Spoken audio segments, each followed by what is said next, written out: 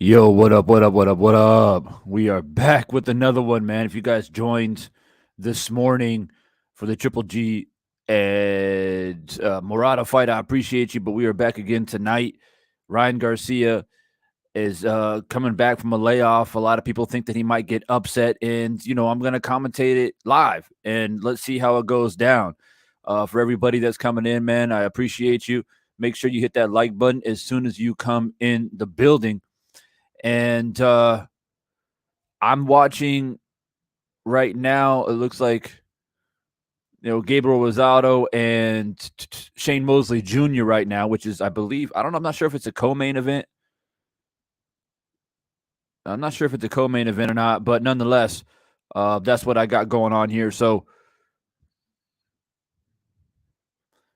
just 1 second, just double check my stream here. What's up, K-Rod, man?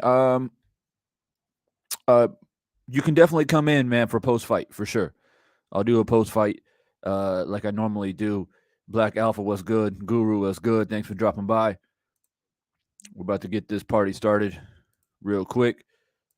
Just make sure that I got all my streams ready to go. And then we'll get it cracking.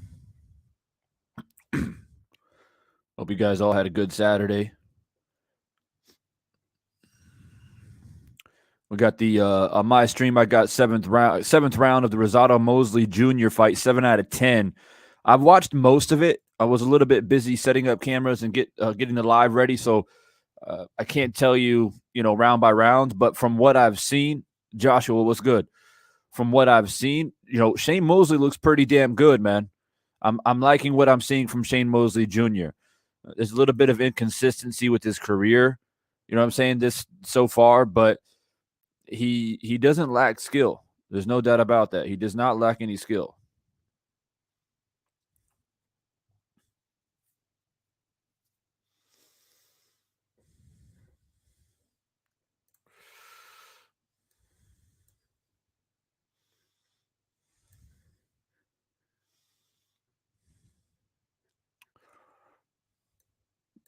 If you guys are coming in, man, don't forget to hit that like button. We got 9 people. We should have 9 likes. Let's set the trend. Let the people know how we do it in here.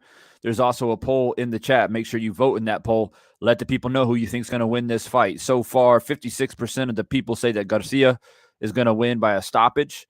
But we do have 25% saying that Tagoe is going to pull the upset. So let's see. Get the vote going. Make sure you get it in before the fight starts. Right now, it's Rosado versus Mosley Jr. I got the 7th round according to my stream.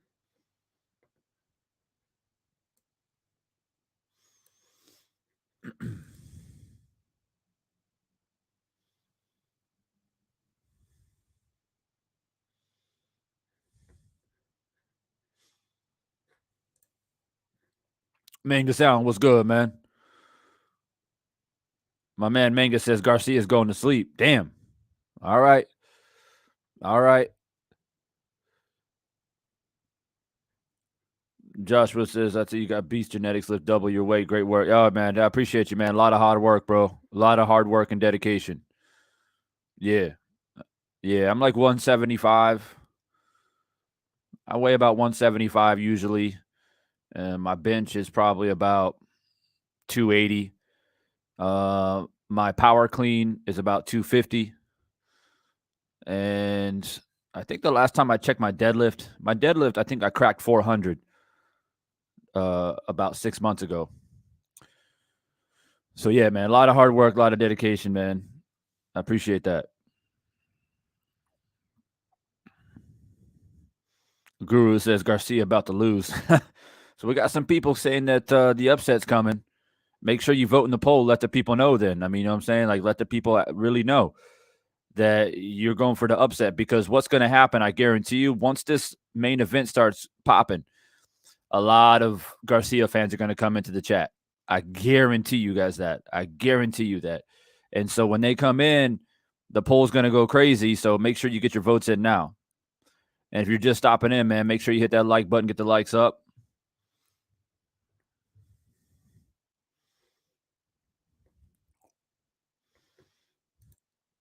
Right now, we got Shane Mosley Jr. and Gabriel Rosado. For the most part, I like what I see from Shane Mosley Jr. And I don't know. I didn't score this particular fight, but from what I've seen, it looks like Shane Mosley could be ahead in the fight. And Picasso says he's got Garcia winning by decision. Garcia not taking a hard fight. Yeah, it's one of those fights where Garcia should win, to be honest with you. He should win this. It's not, for me, I don't look at it as like, oh, damn, like this is a super dangerous fight. But the thing is that sometimes in boxing, you know what I mean? Like like this guy that Garcia is about to fight could be that guy who can just throw a monkey wrench in the whole situation. It's definitely possible. And that's why I'm here live commentating about it, because I don't want to miss a possible upset. You know what I mean?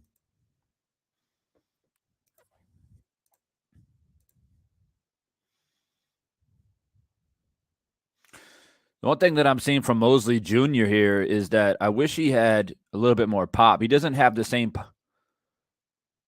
These are the same pop as his dad had.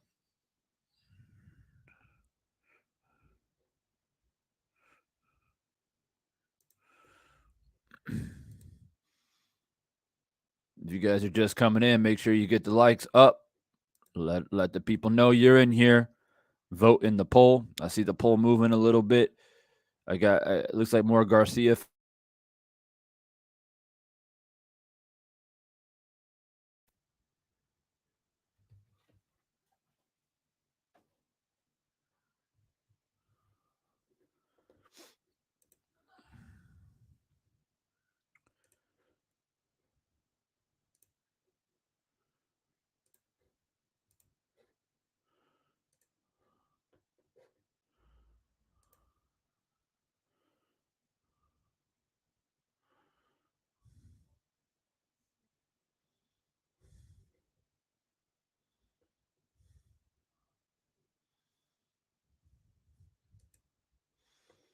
Damn. I don't know who's commentating, but somebody just said, I don't know who is that. Was it Abder Mares? I don't know who's on the panel, but someone just literally said that Ryan Garcia ain't shit in sparring. I know Sergio Mora. If you're listening to DAZN, I know Sergio Mora's on the panel, but I don't know who the other dude is. But the other dude literally just said that Ryan Garcia ain't shit. I sparred him.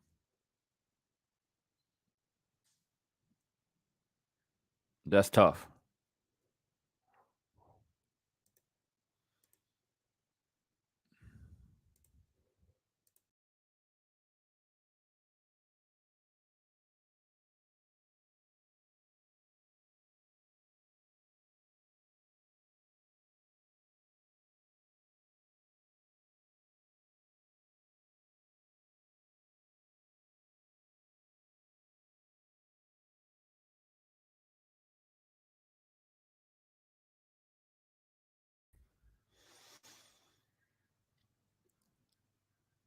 Yeah, I just had to refresh my stream, guys. I apologize.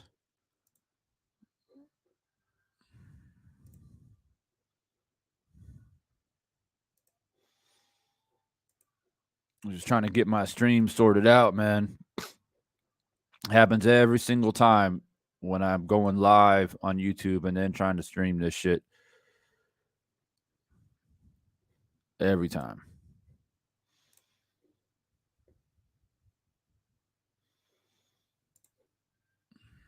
Who do you got winning, Lubin versus Fundora? I think Lubin should take that one. I think he should. But Fundora is tough. That's a tough fight right there. Very, very tough for sure.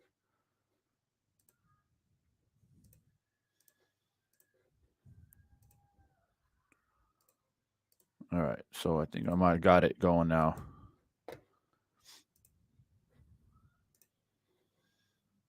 All right. So I got round 9 of 10 of Rosado Mosley Jr. I think there's one more fight after this one before the main event. For some reason, I thought this was the co-main event. Let me check here the schedule. We've got Marlon Esparza and Naoki Fujioka. But I thought they already fought. I thought they fought before this fight. Not sure. Let's see. I haven't watched the entire card tonight, so I'm not 100% sure. As far as Rosado Mosley, I'm not sure who's up. I've only watched spots of it. The spots that I have seen, I think Mosley's looked pretty damn good. But the fact that Rosado's still in there and I haven't watched the whole fight, it could be a close fight. Oh, damn. Both fighters really starting to load up now. Loading up with big right hands. Too bad Mosley Jr. doesn't have the same crack as his dad had.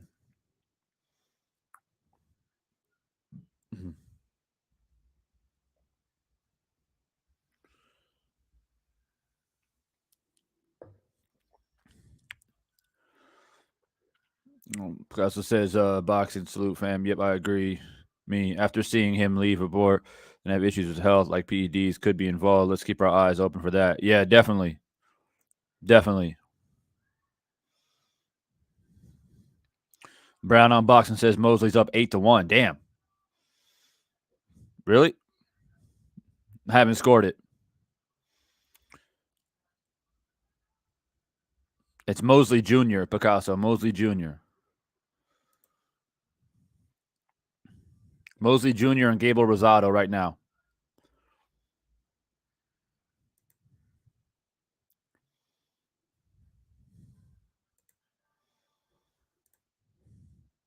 All right, last round of Mosley Jr. and Rosado. I'm not sure if this is the co-main event. I thought it is. I thought it was. I got a schedule up here, and it looks like there's a woman fight, a WBA flyweight title unification between two women here, Esparza and Fujioka. But I thought they fought before this fight that's currently happening, man. So I'm not 100% sure. But I might have missed something. What's up, K-Rod? Now, not until after the fight, bro. After the fight, I'll open it up. I'll let people come in after the fight. Don't doubt it. That happened already. All right, cool. So if that happened already, then this is the co-main event. The main event's after this fight right here, then. We're in the final round of Mosley Jr. and Rosado. Oh, big right hand by Rosado there, but kind of got the back of the head a little bit.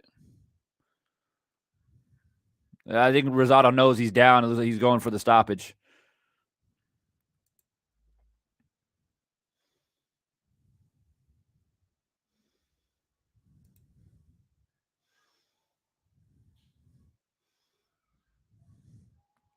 Looks like Rosado's really trying to knock out Mosley Jr. here. He knows he's down. Damn. Oh. They both exchanged some big right hands in this fight, but neither one of them had an advantage in power. I think for Rosado, right, he's just so experienced that Even though he's down, he's a tough guy to stop, man. Very tough guy to stop. And I saw Mosley, I think it was round maybe 6 or 7. Mosley Jr. hit him with a nasty right uppercut, man, and he his legs buckled, but Jr. didn't jump on him, so here we are, round 10. It's a 10-round fight, by the way.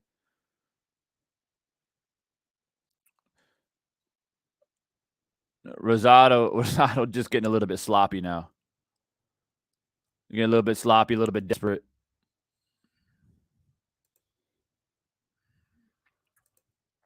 As you guys come in, man, make sure you guys hit that like button.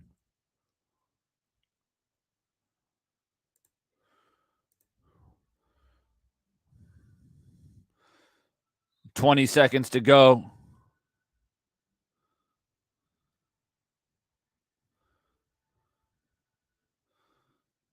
Oh, Rosado really trying to get that last little second knockout here. Mosley ain't having it. Oh, big right hand by Mosley. Wobbled Rosado. Damn. Crazy last 10 seconds there. Wow. Wow. Did not expect that.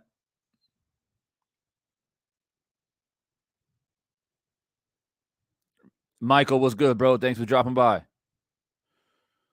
So we're going to the scorecards, co-main event here. About to go to the scorecards. Shane Mosley Jr. and Gable Rosado, and then after that, then we got the main event. So if you guys haven't hit that like button yet, make sure you've done that.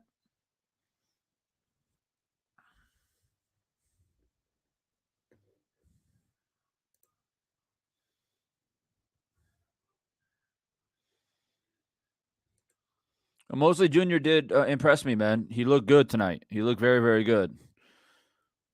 It's like I can see some qualities that he had from his dad, right? He's got the chin, he's got the durability, he's got the toughness.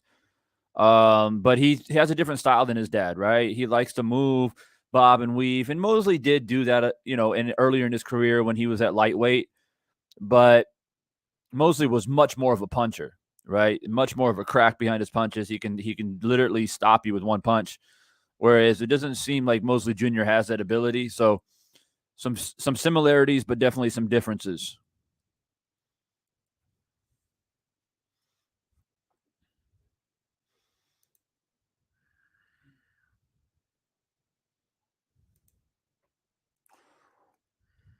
We're just waiting for the scorecards here for the Mosley Jr. and Rosado. I haven't watched the whole fight, but I'm getting a feeling from the commentators and from the chat that Mosley Jr. has won this comfortably.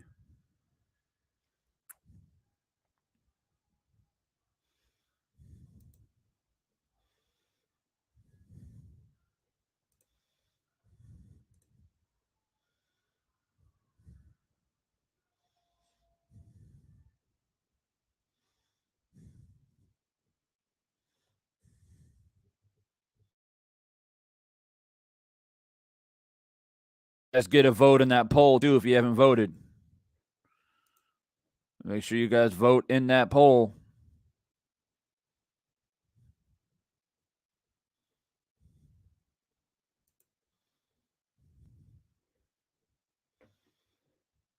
So far, let's see, we got 27 votes. We got 56% of the people saying that Garcia is going to win. And there's still a pretty strong 30% saying that there's going to be an upset.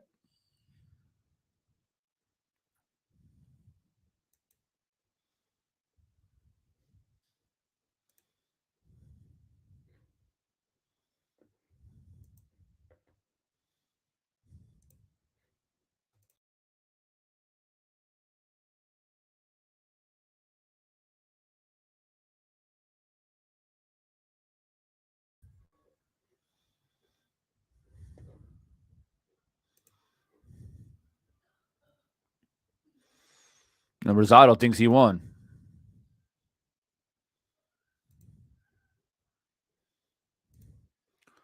Majority decision.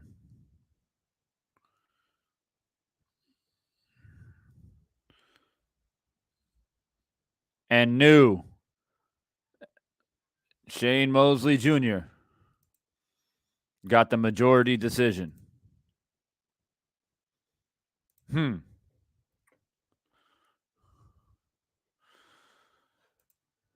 Oh, bro, like don't data, bro. Don't get it twisted, man. Don't get it twisted. I know there's been a lot of clowning of Ryan Garcia here on YouTube and shit and all over social media, but the Mexican fans, they're going to be coming out, man. The Mexican and the Mexican American fans, they will be coming out. And trust me, just wait until the main event kicks off, bro. This live is going to go crazy. I mean, it's coming. The wave is coming, bro. I'm telling you. I've done this enough times to know. It's always a little bit quiet, but as soon as the main event kicks off, boom.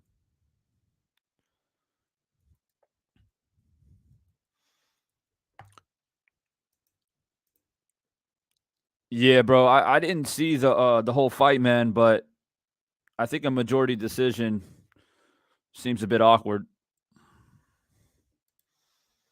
I'm gonna take this off.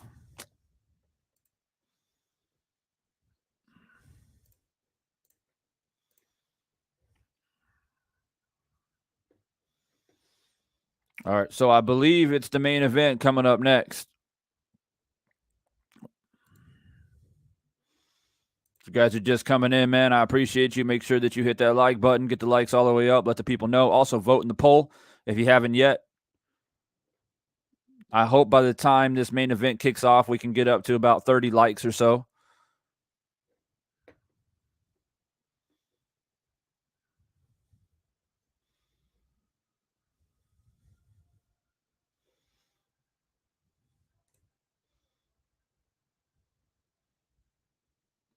Brown on boxing, man. Want to give you a wrench, my brother, man. Always coming in supporting.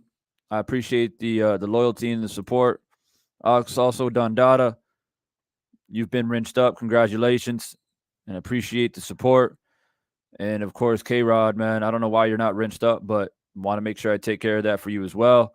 My man Picasso, make sure you got that wrench. You've been showing a lot of love.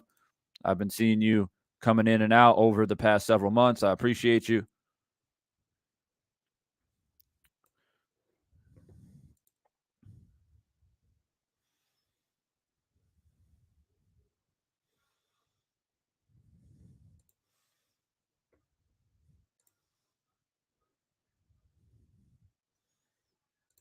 All right, just getting comfortable, man. Y'all get comfortable for this main event. It's going down. It's going down. Get comfortable. Michael says I put 1,000 on the upset. Garcia gets stoppage tonight. Or sorry, he gets stopped tonight. I believe pressure and long layoff will deliver the upset. Man, we got to highlight that. My man put 1,000. My man put 1,000.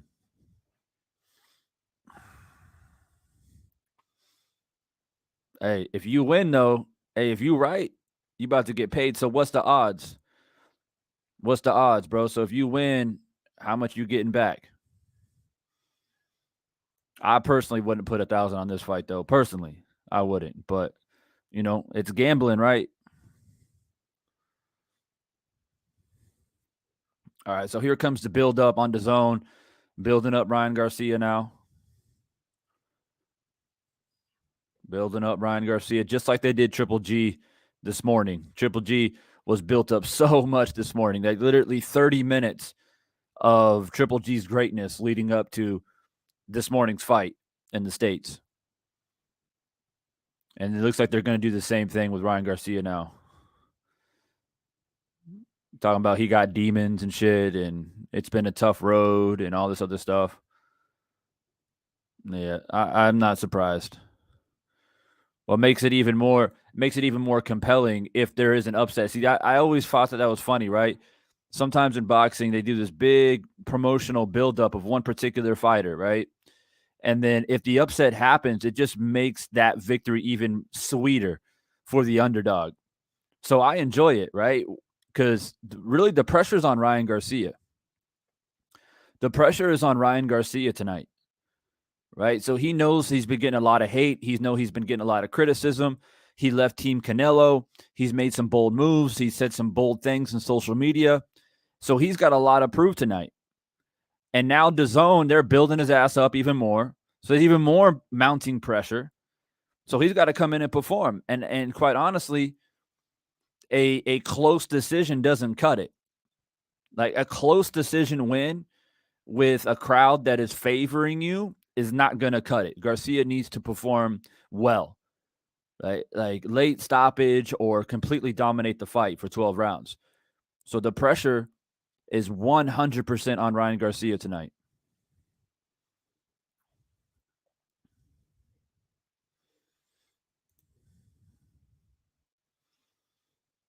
I see the votes moving a little bit. 53% still say Garcia wins by KO. We still have a decent percentage of an upset as well at 24%.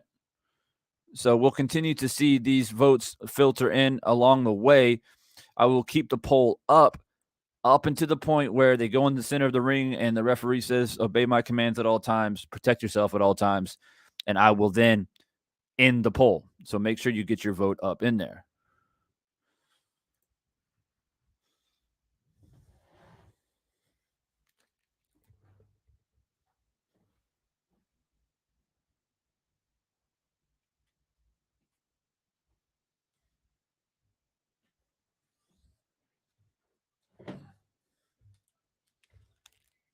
I'm going to turn that AC on, getting hot up in here. As you guys can see, daytime for me, man. Daytime for me out here.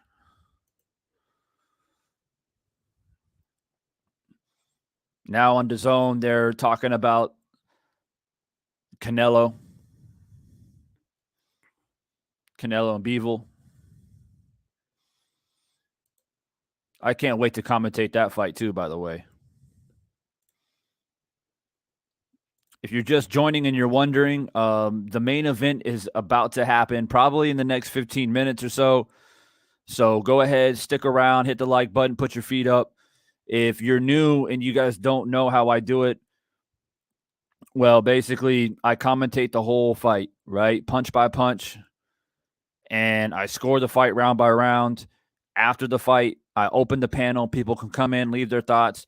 We'll talk about, what's next for fighters and things like that.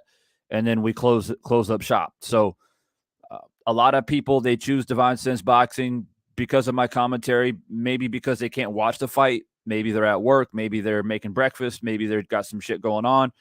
So they just listen to my commentating. Other people, they watch the fight, but then they mute the commentating and just listen to my commentating. So however you like to do it, I appreciate you coming in and choosing Divine Sense Boxing for your commentary tonight. And it's been a great day of boxing, man. 2 back-to-back fights. And it's always good to be up in here, man. And along the way, we got even more bigger fights later in this month, man. Of course, we know Spence and Ugas is coming up here. What is it, like next week already? That's going to be a mega, mega, mega fight. And really looking forward to chopping that up and commentating that one.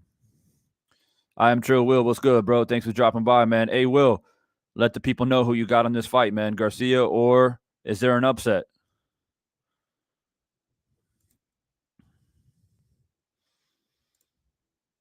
If you're watching on DAZN, they're doing a little bit of a replay of Triple G fight last night for me, and I guess this morning for you guys.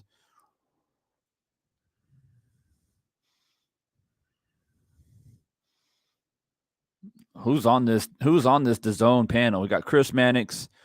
Oh, Joe Diaz. All right. Joe Diaz Jr. and Kate Abdo. All right. DAZN, they got their whole team, like a whole completely different team. Big dog, bro. I appreciate you. I appreciate that $1, bro. Coming in, dropping a buck, showing your love, man. Thank you for that. Good to have you in the chat. Always good to have you, man.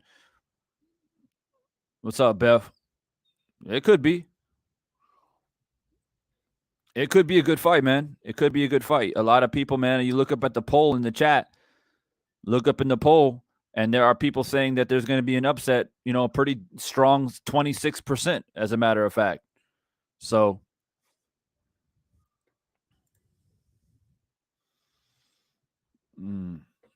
Trill Will says, Let's say, I can't stand lying, Garcia.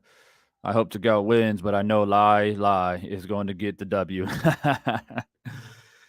I was saying this morning, man, after the Triple G fight, and I talked a little bit about this fight tonight with Garcia and Tagoe, is that, Garcia, man, hate him or love him, and I'm the type of dude, man, I'll be honest with you, he drives me insane with his antics and his behavior, the things that he does, the things that he says, the layoff, still trying to convince people that he's one of the best when you're not proving to be the best, all that shit, right? Extremely aggravating. But I'm the first one to admit that Ryan Garcia is not absent of skill. The dude is skilled. You know what I mean? He's still young. He has good power. He's got good pop. He's got good hand speed. He's got good punching combinations. And, he's not a complete fighter. He can definitely be beats, but, is this the guy that's going to do it tonight? Is Tagoe the guy who's going to expose Garcia? That's the thing. And I'm not convinced on it, right? I want to be proven wrong. I want to say, damn, like maybe I gave Ryan Garcia too much credit, right? This is not a Tank Davis that he's fighting, right? This is not a Devin Haney or any of these other top guys, right? So how do we value this fight? Well, he's been gone for 2 years or whatever the hell it is. So once again, he is expected to perform very well tonight. There is no expectations.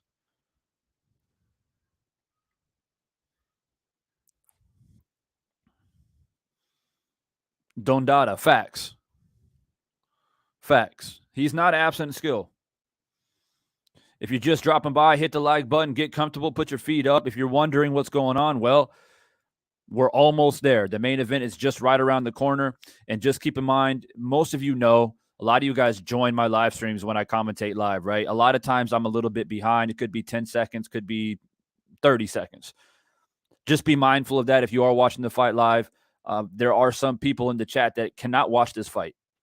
They cannot watch it. And they're listening to my commentating, so we base it off of that. But nonetheless, make sure that you hit that like button. And then, of course, if you're new to the channel, you got to subscribe in order to stay a part of the conversation, to be able to comment, because that's how I filter out the people that, are real and not real boxing fans, if you feel what I'm saying. PGH Big Dog in the building.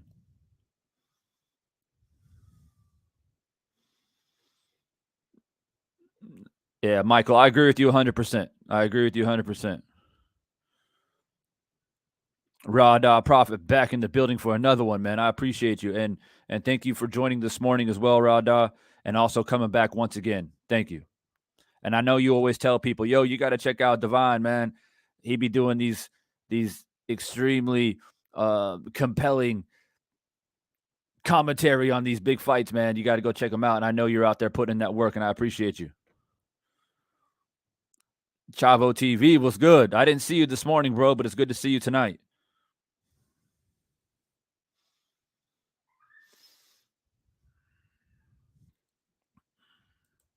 If you guys are just coming in, hit the like button, get comfortable, put your feet up. If you're new to the channel, welcome. This is Divine Sense Boxing, a live commentary. I do a lot of predictions, a lot of breakdowns of fights. That's my MO. That's what I like to do. Welcome to the chat. And go ahead and vote in the poll as well. There's a live poll going on. There's close to 50 votes.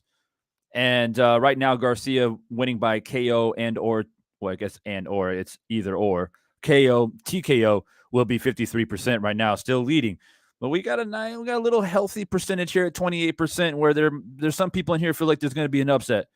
But nonetheless, get your vote in if you haven't voted yet, and let the people know. I'm going to close this poll as soon as the referee says, obey my commands at all times, protect yourself at all times, ding, ding, boom, I'm going to end the poll.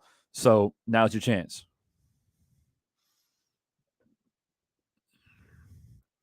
Mingus Allen, that's a great fight. Mikey Garcia, that's a great fight. Easy fight to sell as well. I'm going to go ahead and I'm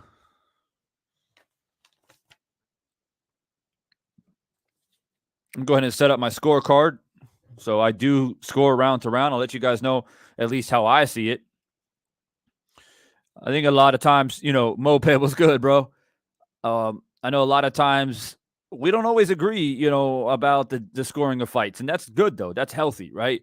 But I'd say more times than not, everybody's on the same page, more or less. But sometimes boxing is a little bit subjective.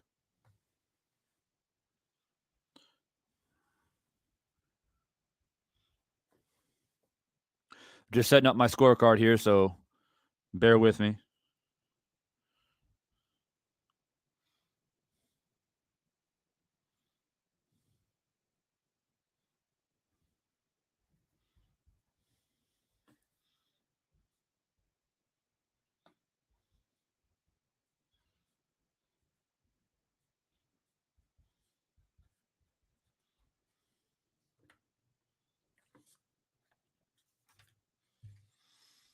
All right, scorecard is set up. I'm just kind of listening to the commentating a little bit,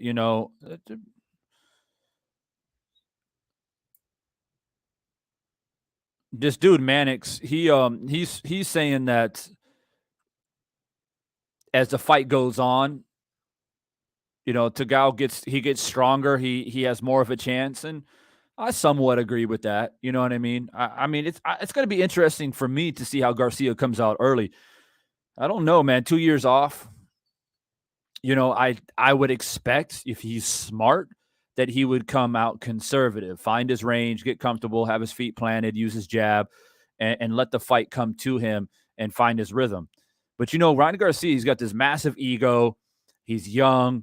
He feels like he's a king and all this crazy shit. He might come out super hot, blazing, like Teofimo Lopez did against Cambosos. We remember that, right? And that shit backfired on Teofimo. And so if Ryan Garcia does that, he might get either gassed out, burned out, get caught with something or whatever it may be. So this is interesting.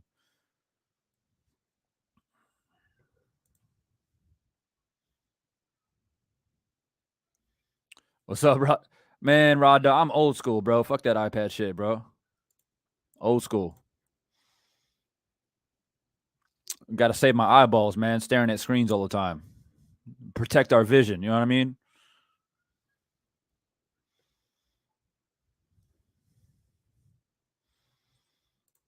All right, guys, we got the ring walks coming up. Remember, guys, as I'm commentating, I might be 10, 15 seconds behind you. Just keep that in mind. So,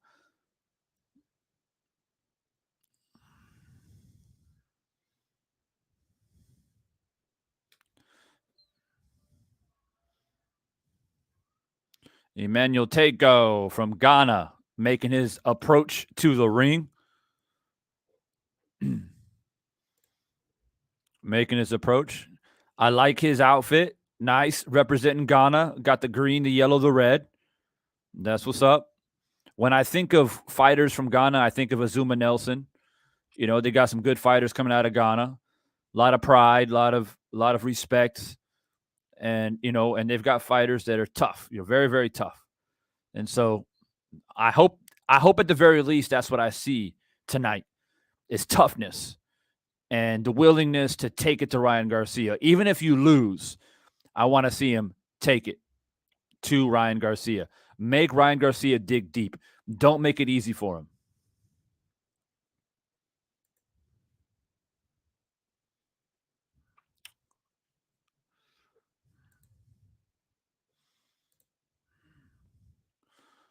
Get your votes in if you haven't yet. Get your votes in. I'm going to close the poll. If you haven't hit the like button, get your likes in. Let's try to get up to 50 likes real quickly. That's the first goal is 50 likes. I also want to drop this into the chat as well. Those who are considering on being an official channel member, like some of the people in here, my man Rod Dada Profits, official member of the channel. If you'd like to become a part of that, I'll drop the link. There it is. Just click that link and you can become an official member of the channel. Grab exclusive videos that other people don't see that who are subscribed to the channel, and also gain access to some custom emojis as well. Thrill Hill was good, bro. It's been a while, man. Good to see you.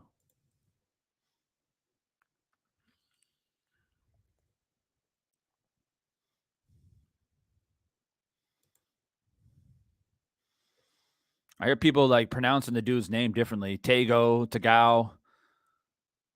I don't know, man. I just call him Emmanuel. I'm gonna present him as Emmanuel tonight for the live stream.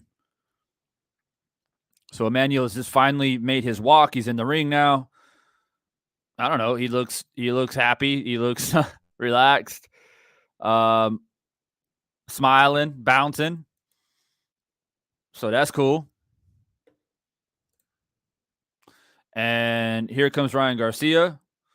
Looks like Ryan. I'm not sure. Is that green? Like a dark green with gold. Dark green with gold trim. Here comes Rocky Garcia. Or sorry, Rocky Garcia. Ryan Garcia. There's something about Ryan Garcia that every time I look at him, man, he reminds me of a young Oscar De La Hoya. Right? He's got the same features as Oscar De La Hoya had when Oscar was young. Y'all, you know what I'm saying? Like very, very, very similar. And even their kind of attitudes and their prima donna type shit is very, very similar as well. I just hope he doesn't go down the same path De La Hoya went towards the end of his career.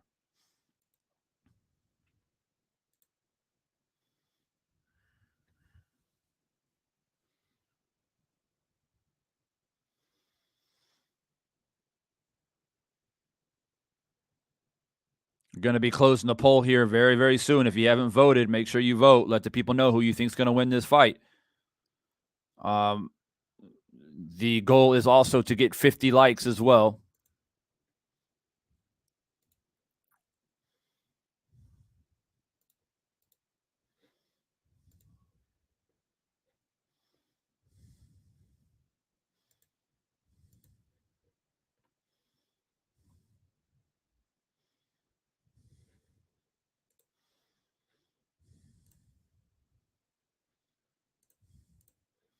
Ryan Garcia, the return. That's what they calling this, the return. It's going to be a pro Ryan Garcia crowd. You can guarantee that. 2 years, guys. 2 years. That's a long time. But luckily for him, he's still young. And like I said, man, I'm curious to see how he's going to come out this first round. He's going to be aggressive, throw big left hooks, big body shots, try to end it early, make a big statement, which it may work out if he's able to get something in there. But if it doesn't work out, I think Emmanuel is the type of dude that can take you into deep waters. I think he's coming in great shape, and it could be a very interesting fight. So let's see. If I was in his corner, I'd be like, hey, just take your time, plant your feet, establish your jab. The pressure's on you. And, you're the star, right? You're the A side. This guy's trying to prove himself against you. Let him get out of his element. You just do what you do best. And that's what I would tell Ryan. Let's see if all this sparring with Jake and Logan Paul has paid off.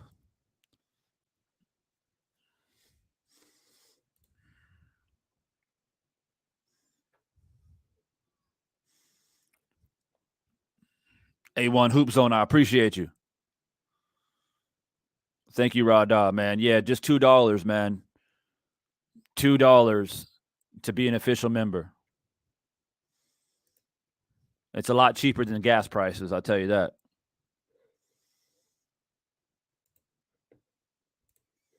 H1 Hoop Zone just gave you that wrench, bro. Thanks for all the support in the past couple of months, man. I appreciate you. I also like to stop by and show you love on your channel as well.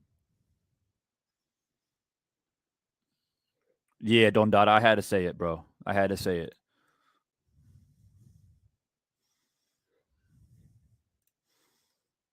I had to say it. Yeah, man. I love this shit, man. Fight builds up. Love boxing, bro. Best sport in the world, man. Boxing is the best sport in the world. I just wish it was cleaner and not with so much bullshit and corruption.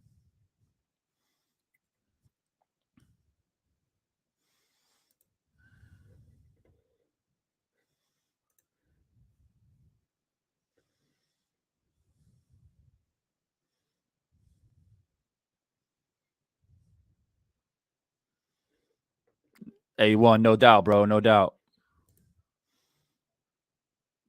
And y'all brace yourself in the chat, man. Y'all brace yourself, man. Ryan Garcia fans, they're coming. Trust me. There's only like 24 people right now, but it's going to blow up. I promise you that. If you guys haven't voted yet, vote. T minus like 2 minutes, I'm going to be closing the poll, so let your vote be heard.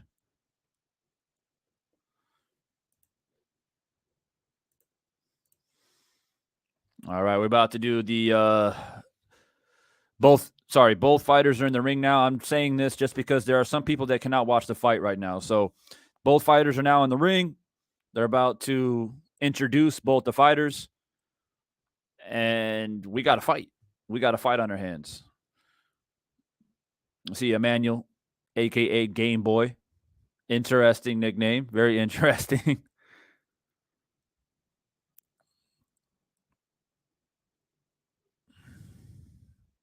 John Shorley's the referee. I don't know if I've seen him. Not sure.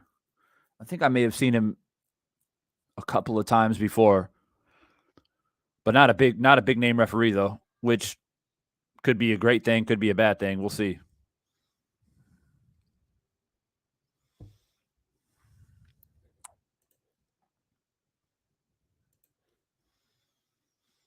All right, about to introduce the challenger.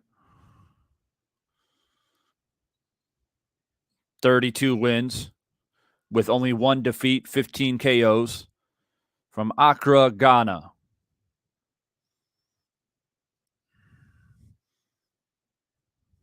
Emmanuel Tagoe. I hear a lot of boos. I hear a lot of boos in the crowd. He's definitely the underdog. Definitely the underdog. And I see written on Ryan Garcia's trunks, Fierce King. Fierce King, and he's with Goosen now. I have mixed emotions about Goosen, man, and I'll explain that on another live stream. Ryan Garcia, 21-0, 18 KOs from Victorville, California.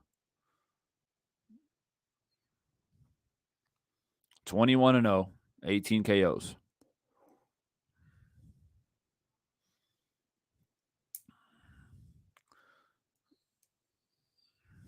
Fierce King, it says. Interesting. Fierce King versus the Game Boy.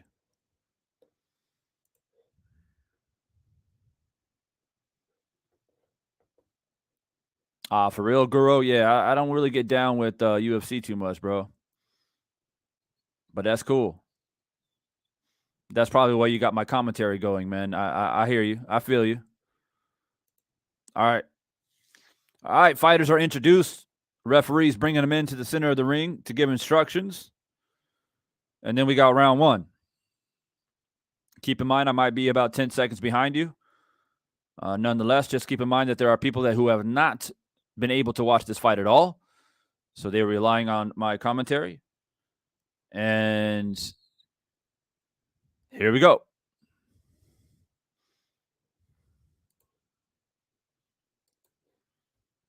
All right, round 1 underway.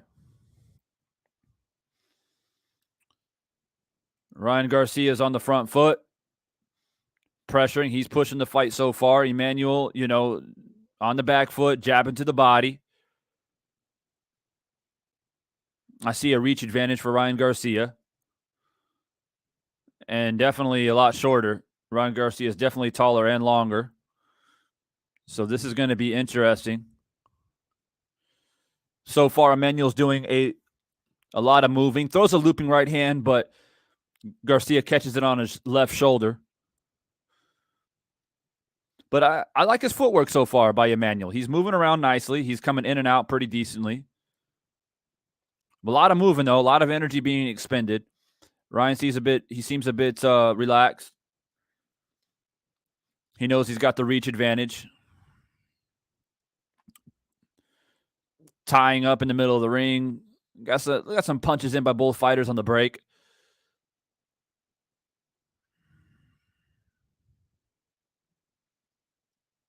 Ryan Garcia still walking forward. And Emmanuel going from side to side. Throwing jabs to the body, jabs to the head.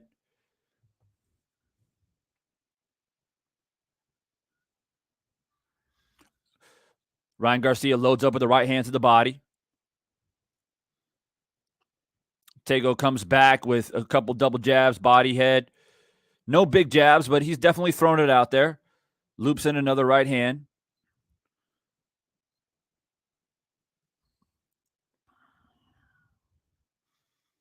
Garcia still pressuring, walking forward. Emmanuel going side to side, lateral movement. Every once in a while, he'll go downstairs with the jab. Last minute of the first round. Nothing too extravagant thus far. But I am seeing a lot of movement by Emmanuel. I hope that doesn't wear him down later in the fight. Oh, nice jab to the sternum by Tagoe there. And another jab to the body, jab to the head. Ryan Garcia gets him in the corner momentarily, but Emmanuel did well, protect himself, had pretty good defense there. Nice little shoulder roll, nice high guard. And he continues to throw that jab. I feel like that's a big part of his game plan tonight. Ryan Garcia throws another right hand to the body. 1-2 by Ryan Garcia. I think it was partially blocked, but you can hear it, though. You can hear the thump.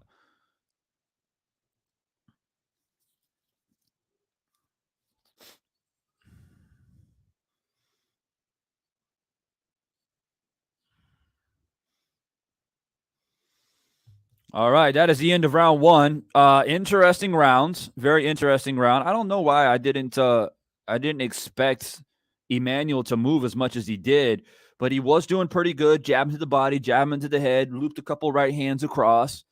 Ryan Garcia definitely had the advantage in power shots. He's sitting in, throwing a big left hook here and there, right hands to the body. But if I want to say defense and movement and punch output, I have to give it to Emmanuel on that one. I know the Garcia fans might get upset, but it is what it is. I give that one to Emmanuel, man. First round in. Ryan Garcia's got to do a little bit more than just trying to walk him down.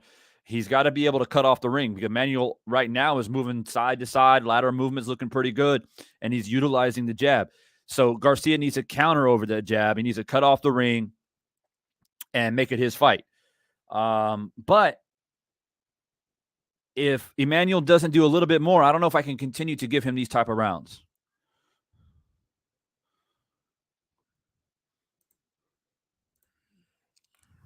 All right, round two.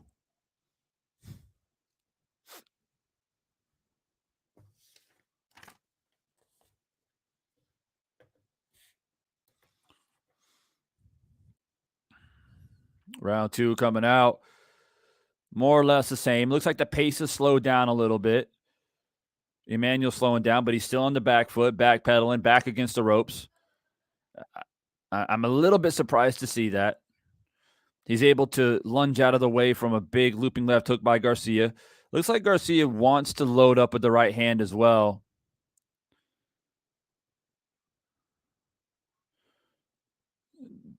You know, Emmanuel's not doing quite enough this round as he was the first round. He may have felt a little bit of power. I don't know. He seems to be a little bit more cautious in this second round. Or maybe he realized that he moved too much in the first, so he wants to slow it down a little bit, save some energy. Nice double jab by Emmanuel, though. Body head. And once again, you know, Ryan's not doing much to counter Emmanuel's jabs, which kind of weird because he's got a massive reach advantage. You would think that it wouldn't be too difficult to come over the top over Emmanuel's jab, but he's not doing it so far. Oh, 1-2.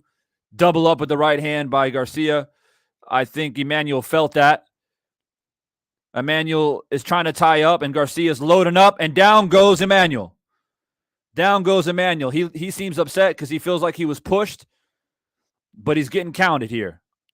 He did get up. He did get up. Referee wipes the gloves, and here we go. We'll see if he's really wounded or not. I feel like Emmanuel needs to step to him, and he can't be fighting on the back foot, allowing Garcia to fight at range like this because he can just load up with shots. This back against the ropes is just not working. A double right hand by Garcia. He looked a little bit wobbly again. I'm not sure, but he goes for a quick tie-up. Garcia coming forward again. Oh, nice jab by Emmanuel. The one good thing that he has, at least, is a jab. But will it be enough? He needs to let go of a right hand, I think, a little bit. He's a step in on the inside, Emmanuel does, and go to that body. You have a huge reach discrepancy, and you're allowing Ryan to fight at the range that he wants to fight at. Straight up for a tie-up again.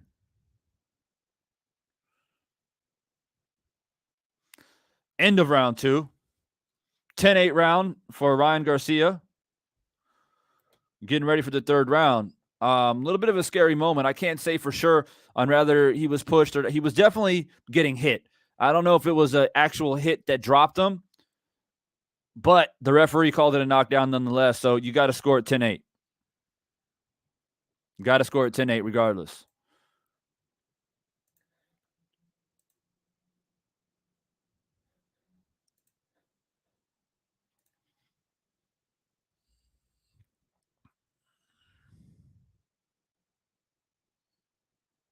Yeah, by the replay, it definitely looks like a knockdown. Looks like he got kind of like a shovel. It's like I call it a shovel hook, right? It's not quite a hook. It's not quite an uppercut. It's a little bit in between. I call it a shovel hook, and he did catch him. And, Emmanuel's upset, but, I mean, you got hit. You know what I mean? You definitely got hit.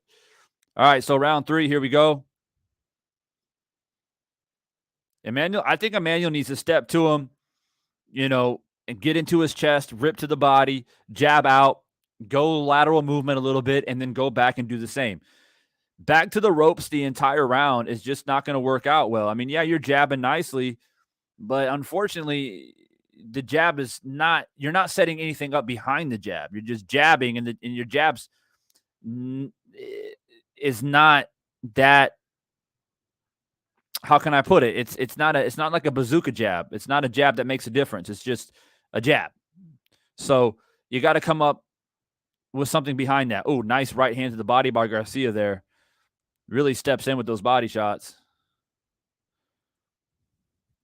Third round has slowed down a bit.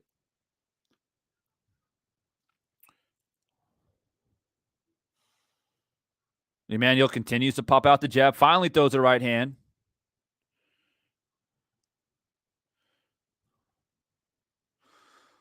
Oh, Emmanuel throws a jab, lands it, but then he gets hit at the same time with a left uppercut by Ryan Garcia. They both hit each other at the same time. Another left uppercut by Ryan Garcia. Loading up with the right hand again by Ryan Garcia. Throws a 4-punch combination. Emmanuel did well rolling with it that time. He rolled with it. Got a shoulder roll in there. Slowed back down a little bit. But once again, Emmanuel's on the ropes, and Ryan Garcia is stepping to him, walking to him, pressuring, loading up with big shots. Double right hand by Ryan Garcia, right behind the ear that time. But Emmanuel holds on, is able to survive it. Back is still against the ropes. Throws a couple jabs out there. Ryan Garcia might be getting used to that now. He's like, oh, well, all he wants to do is throw that jab. All he got to do is just step back and counter or parry the jab. And eventually, I think it's coming soon where he's going to come over the top of the right hand when Emmanuel throws a jab. I feel like it's coming.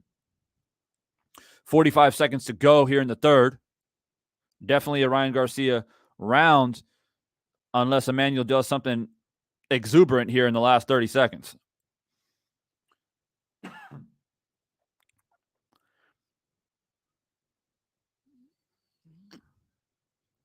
Remember, I told you guys right before the fight, right? I said Ryan Garcia is going to probably, I have a feeling, going to be aggressive and step to him. And that's what he's done. How tough will Emmanuel be, though, right? How tough will he be? Can he sustain this? Can he do enough to not, worry the referee, to put a referee in a position to stop the fight? And if so, will Ryan Garcia get tired?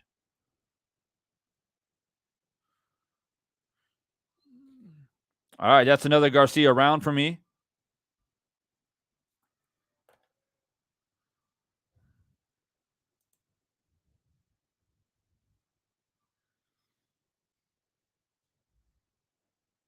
If you're just stepping in, man, I appreciate you. Make sure you get that like button going. Pop that like button. We should have 50 likes by now. If you're new to the channel, nice to see you. Hit that subscribe button. If you subscribe, that's how you participate in the conversation, so you can comment and be a part of this. And we're getting ready for round 4. Ryan Garcia is doing a lot of chasing, though, and he is loading up with a lot of shots. So if this makes it into 7-8, it could be interesting. But with that being said, he's moving a lot too. He's trying to stay away from those big power shots for sure. He's got to try to come back with something.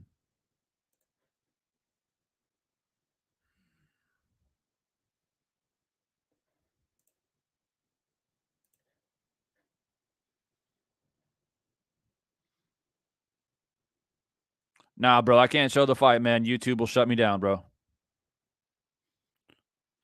Oh, big right hand to the body by Ryan Garcia.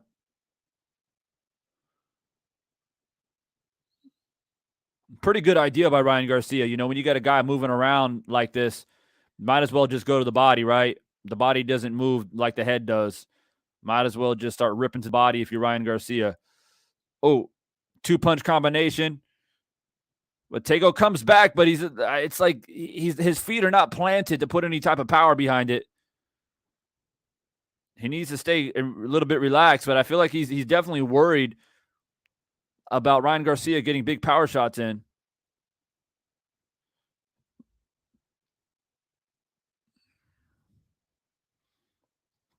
Slow down a bit here in the 4th after that big flurry. Both of them kind of catching their breath a little bit. Emmanuel throwing the double jab, but Ryan's doing a little bit better job by slipping that jab now or pulling back from it.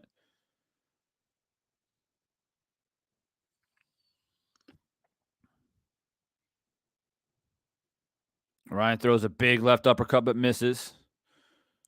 Emmanuel still on the ropes, back to the ropes, which I didn't expect, to be honest with you. I thought Emmanuel would be a little bit more, trying to fight on the inside. But definitely on the back foot, staying away, trying to stay away from Ryan's big shots. He knows that he has a reach disadvantage. It's pretty clear. 3-punch combination by Ryan Garcia. Tagoe does the George Foreman defense, the double-crossed arms.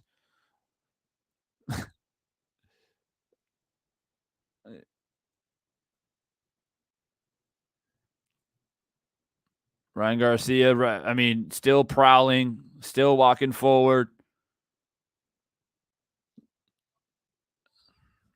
He probably thinks that, Emmanuel's a bit slippery. So trying to figure out a way where he can try to catch him while he's moving out or something.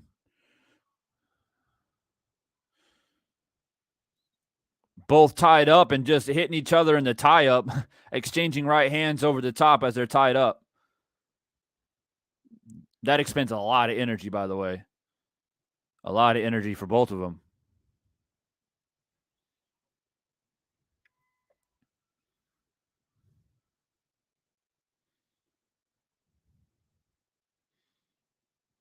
And that is the end of the 4th. I give that another round to Garcia. At this point, Emmanuel's just not doing nothing to get any points, in the bank. And if it gets into round 7-8, if he's still around, continuing to fight like this, he's going to get too far down the scorecards anyway.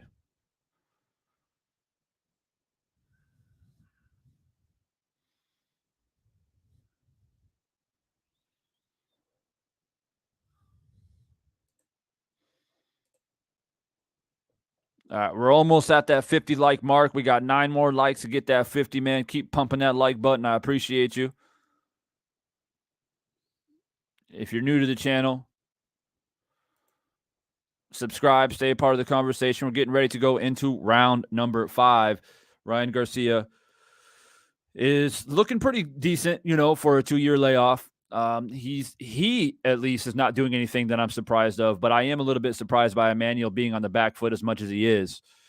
When you're the shorter fighter, big right hand by Garcia to start off this 5th round. But when you're a shorter fighter, man, you almost have to you got to step to the taller guy. Because if you don't, you're at the end of this dude's punches, and that's exactly what happened. And then you're forced to move and bounce around and try to stay away, and it's just you might survive, but you're not going to win any rounds.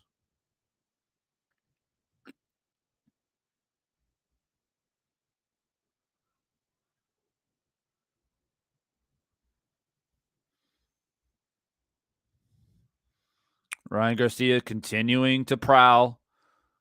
Walk him down. Emmanuel's back, still on the ropes. Nothing really changing in the past 4 rounds. If you're just joining, we are in round 5 now with about 2 minutes left in the 5th. I got Garcia up pretty big. He's definitely run round 2, 3, and 4. He got a knockdown in the second.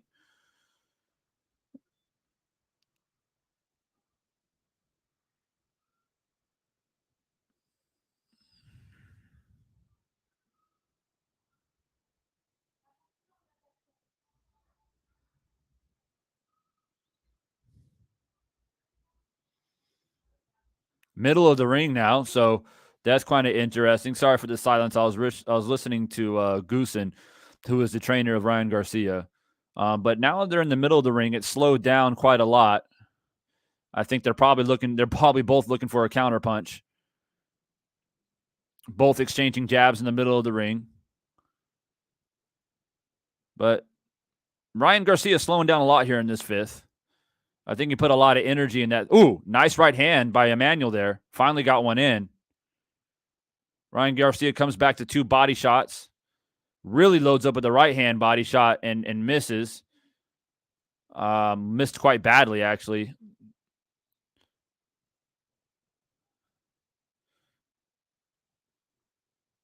Much different round here in round 5. Slowed down quite a lot. Spent some time in the middle of the ring. Both of them looking for counter punches. Ooh. Ryan Garcia steps in with a 3-punch combination. 2 of those to the body. 2 more to the body. Now Emmanuel's in the corner. He deflects some of them. He waves his hands at the crowd to say, I'm not hurt. I'm not hurt, he says.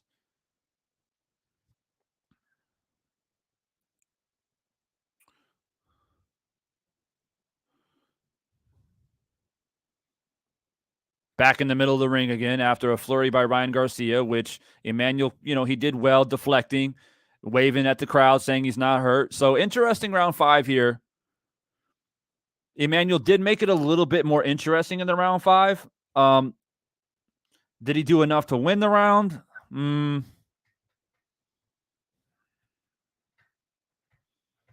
I don't think so. But it was definitely closer. He definitely made that round a bit more interesting. If he does more of that in the 6th, it could be an indication that Ryan Garcia is starting to get a little bit fatigued, or he's taking rounds off.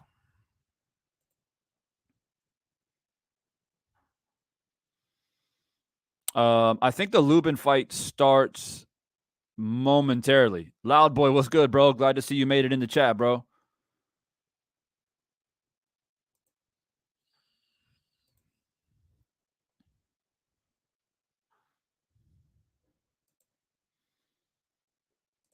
Let's get to that 50 like mark, guys. That is the goal. Get it up to 50 likes. We're at 43. I need 7 more likes. If you haven't hit that like button, hit it. The Lubin fight is right now, but if I can't watch 2 fights at the same time, guys. So right now I'm commentating Ryan Garcia in this fight.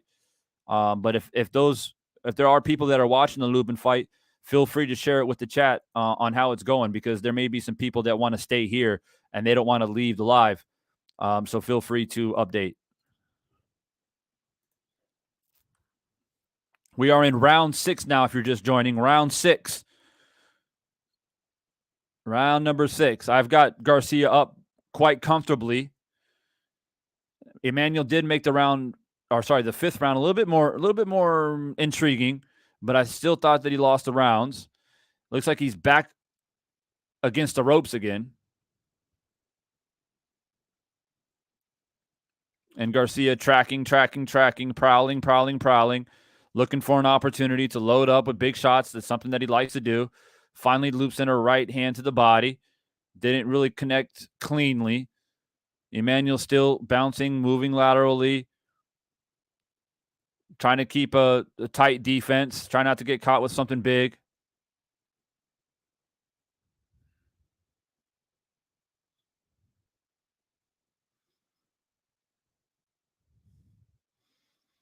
Emmanuel's waves at him, says, "Come on, bring it."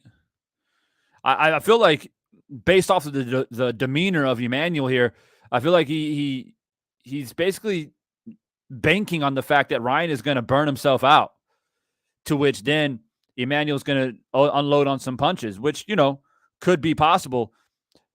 Could be possible. We don't know. 2-year layoff. How conditioned is Ryan? Has he put in proper, sparring rounds and things like that? You would imagine so, but we'll see, right? We will see here. We're in round 6. When we get to 7, 8, 9, Ryan Garcia loads up with a couple shots to the body once again, but so far, Emmanuel's taken him. I mean, nice right hand, chopping right hand by Garcia. Finally, Emmanuel throws back a little bit. That's what he needs to do more of. Finally, they get it caught up into an exchange.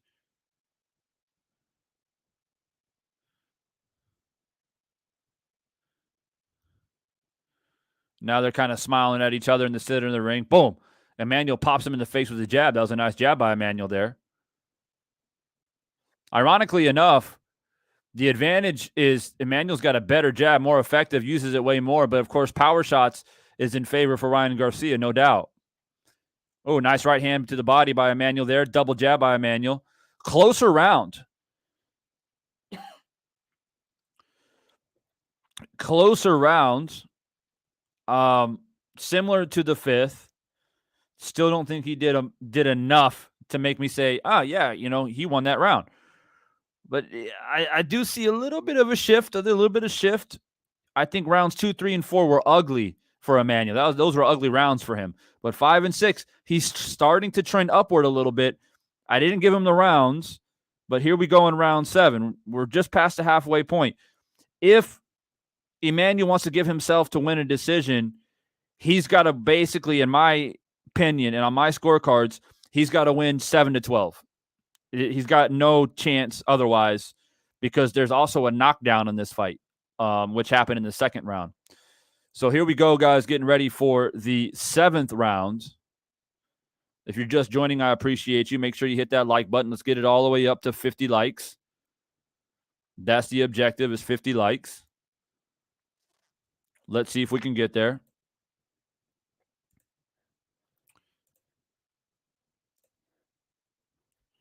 All right, round 7 now. Garcia prowling. Once again, Emmanuel back on the ropes, moving laterally, jabbing to the body, jabbing to the head. Jab to the body by Emmanuel. Ryan Garcia really not throwing anything yet here the first 30 seconds. Finally throws a right hand to the body, but it was blocked. Jab to the body again by Emmanuel. Double jab again by Emmanuel. Ryan Garcia not throwing too much yet here in the first minute. Lubin right hand by Emmanuel. Oh, nice jumping left hook by Emmanuel.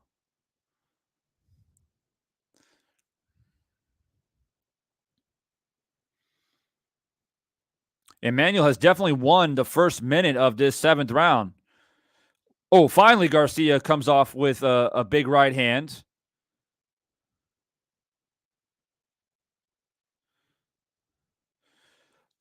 Ryan Garcia kind of pushed his head down a little bit and threw a big hook. Got away with it.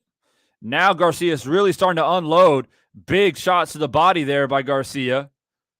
He kind of swung the fight back into his favor with these big power shots here. But Emmanuel does come back a little bit. He just doesn't have the same pop that Ryan has, right? Doesn't have the eye-catching pop that Ryan has. So you have to judge this fight, very critically based off of clean punches and try not to be swayed by the pop of punches.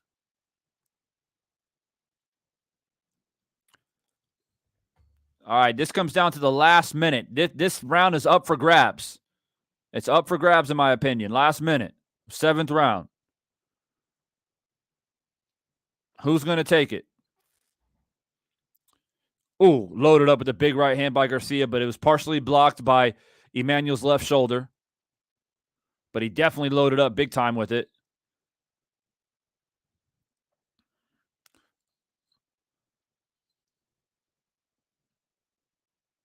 Loading up with the right hand and left hook by Garcia once again, but it's like it's always partially blocked or being rolled. You can't land it quite flush yet. 2 body shots to the body there by Ryan. I think Ryan has finally. I think he put an exclamation point towards the end of this round because he did lose the first minute of the round for sure, but I think he came back and won the last 2 minutes. So I have to give it to Ryan again. That is the end of the 7th. That's another round for Ryan. It's turning into a situation where, in my opinion, Emmanuel's got to, he's got to get a knockout now, or at least a knockdown.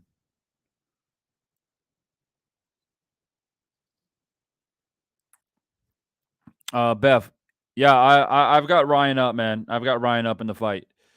Mr. J, how is it bias? How is my commentary bias? Are you watching the fight? Tell me how I'm biased. We're getting ready for the 8th round now.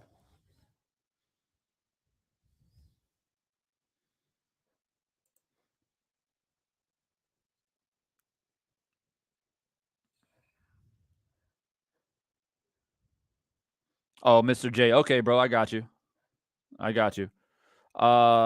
Beth. Yeah, Mr. J. They are giving Ryan a lot of credit. Definitely. Start around 8 now. Ryan Garcia comes out big with the big right hands. It's like he really, really wants to land that right hand. He's got it cocked all the time. And it's like he gives away,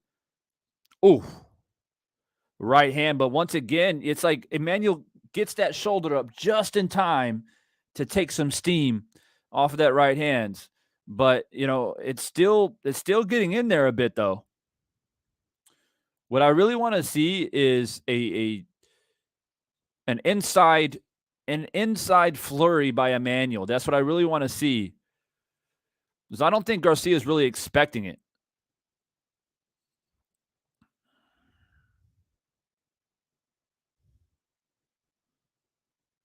Emmanuel's got to do something. I don't. Maybe in his mind he thinks that he's won a few rounds because his defense is. I mean, his defense has been pretty damn good. You know what I mean? But the problem is that you don't win by just being.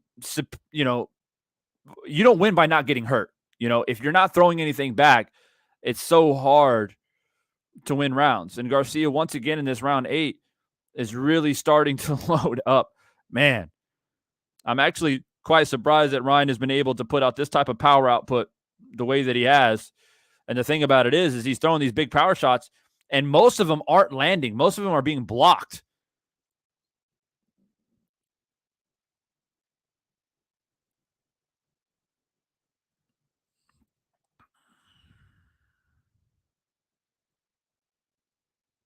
Coming to the final minute of the 8th. Not much different. Not much of a different narrative. Ryan Garcia loading up with punches, prowling, walking down Emmanuel. Emmanuel, every once in a while, pumping out the jab or a left hook, a shot here and there. But nothing significant. Nothing to... Man. Another big right hand by Garcia. Another right hand by Garcia. Another thing that I'm curious about is that Ryan Garcia throwing these big shots and Emmanuel catching them with his shoulder the way that he is. There's a possibility where Ryan can hurt his hand, especially with these small-ass gloves on they got on. Counter right hand by Emmanuel. Left hook by Emmanuel. Then Ryan comes back with his own right hand.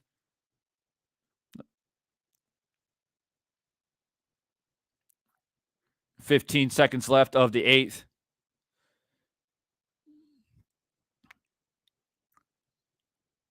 A little bit of an exchange there, and Emmanuel did get a nice little left hook in there. And it's just a round once again. It's like Emmanuel spends so much time evading that even though he gets a couple left hooks in there and maybe gets a looping right hand in there, it's just not enough, unfortunately. And so it's another round for Ryan for me.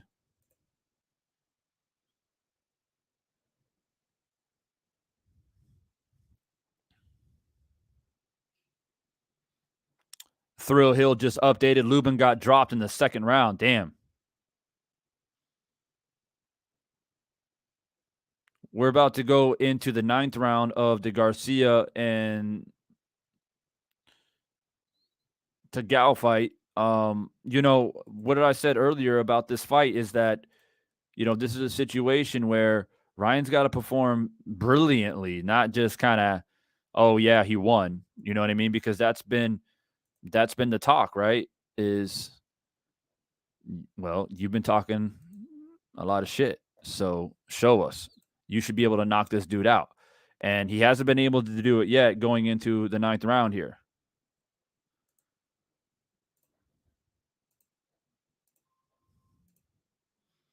And I accidentally clicked out of the damn stream.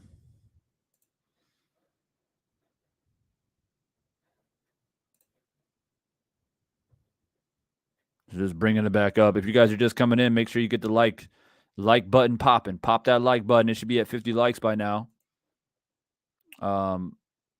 Bear with me. I accidentally clicked out of the stream, but I'm bringing it back up. And all right, got it back up now. We are in round 9. Oh, nice right hand by Emmanuel there. All right, cool. Got it back up.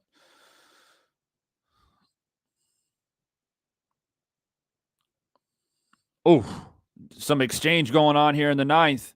Maybe this was Emmanuel's plan to get to 9 or 10 and just bang it in hopes that Ryan Garcia got tired. Oh, another right hand guts in by Emmanuel.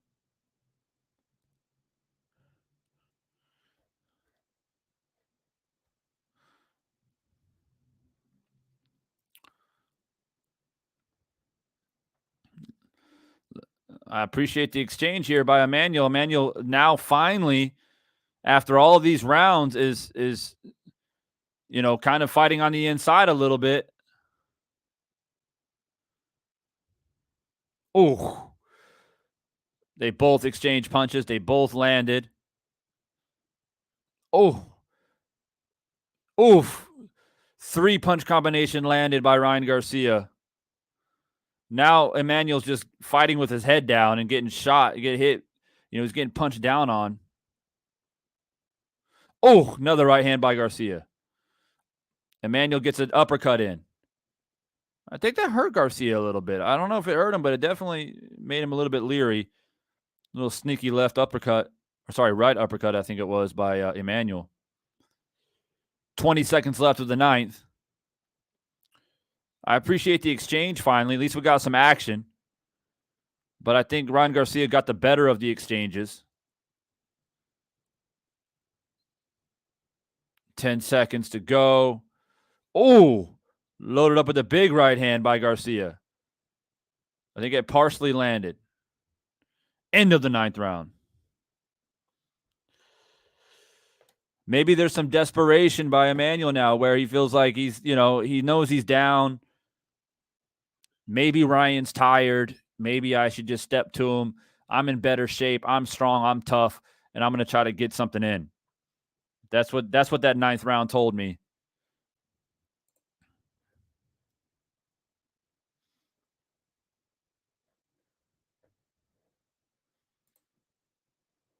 If you guys haven't hit that like button yet, make sure that you do it. Get the likes all the way up. The goal is 50 likes. 50 likes.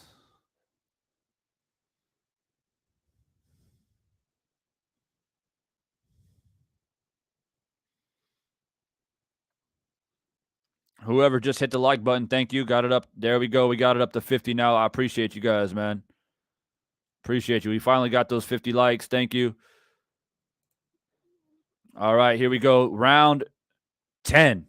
Getting into the championship rounds now. Will Emmanuel keep throwing punches? And he does so far. He is so far.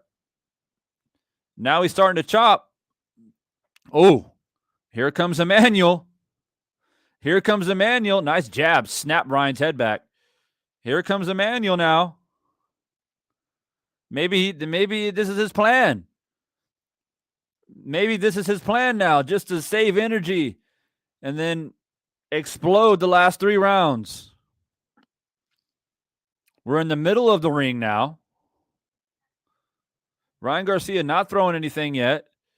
I got Emmanuel winning the first part of this 10th round because he's come out very aggressively. Ryan hasn't really thrown much yet. Emmanuel finds himself back on the ropes again, but no punches really thrown. Ryan Garcia finally throws a left hook, but ooh, big right hand lands by Ryan. Emmanuel is wobbly. He's trying to hold on. He stays on his feet, holding on, but he was clearly hurt. He finally goes down, but the referee's going to call that a slip. It's not a knockdown. It is not a knockdown. He was definitely hurt, and somehow he's able to hold on and stay on his feet. That was amazing. Absolutely amazing. It was crazy because Emmanuel was winning that first part of that round.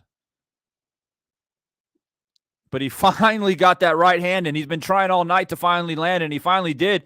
But Emmanuel was able to hold on. Double jab by Emmanuel. Last minute of the 10th.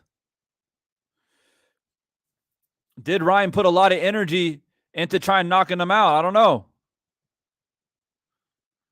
Man, Emmanuel is in phenomenal shape. Absolutely phenomenal shape, Emmanuel is. Oh, right hand by Emmanuel. Another right hand by Emmanuel. Stepping in with the left hook, does Ryan Garcia, but partially blocked. Tries to load up with the right hand, but misses that time. Last 30 seconds.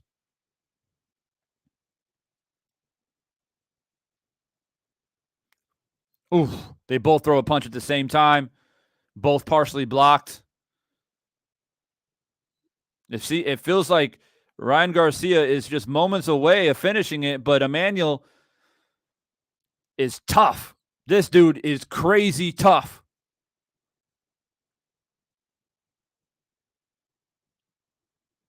That's the end of the 10th. And, of course, that's a Garcia round. I got to give an honorable mention, though, to the heart and durability of Emmanuel, man. Wow. I thought he was going down for sure. But nonetheless, he stayed on his feet, survived the round, but the round goes to Garcia.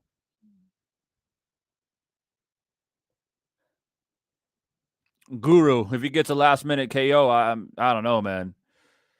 I just have to stop the stream. I would have to stop the stream. Crazy. Crazy.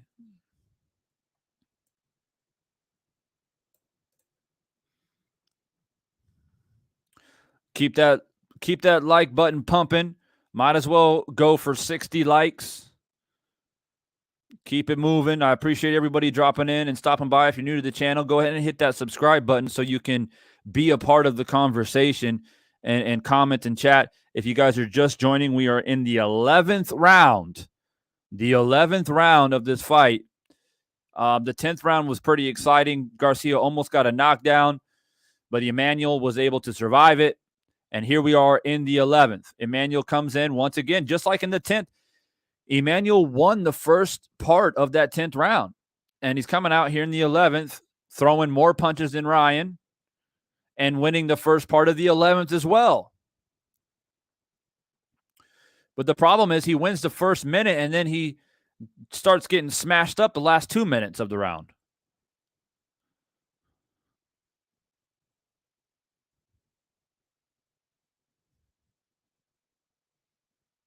I think if I'm Emmanuel, keep pumping the jab like he's doing and then just try to go right hand to the body. Go to the body a little bit instead of trying to headhunt with that right hand.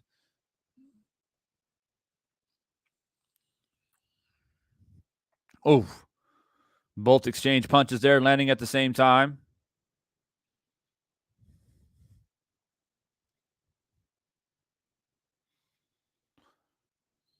Both exchanging jabs, nothing significant here. The first 90 seconds of the 11th round. Looks like Garcia's looking to land the right. He's really looking, finally throws it. Really wants to land. He got that right hand cocked, waiting to land it. A minute 15 to go in the 11th round. Garcia got him up against the ropes, throws a couple body shots. Chopping right hand by Garcia. He wants the knockout so bad. Ryan Garcia does, and rightfully so. He's supposed to knock this guy out. He's supposed to. And he hasn't. He's gotten close, but he hasn't been able to do it yet. At this point, I think Emmanuel's happy just to say, you couldn't knock me out.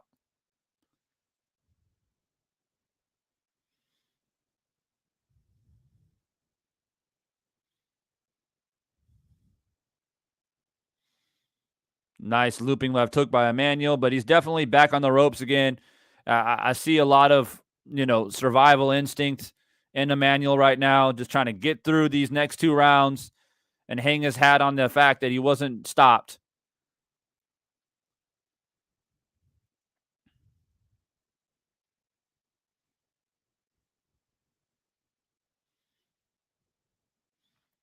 Double jab by Emmanuel once again, winding down the 11th round here, the last 10 seconds. Chopping right hand by Ryan, but it was partially blocked. Loads up here in the last 5 seconds. Ryan does, and that is the end of the 11th. We are going to the final round. And if anybody's curious on what my scorecards are, well, it's pretty simple.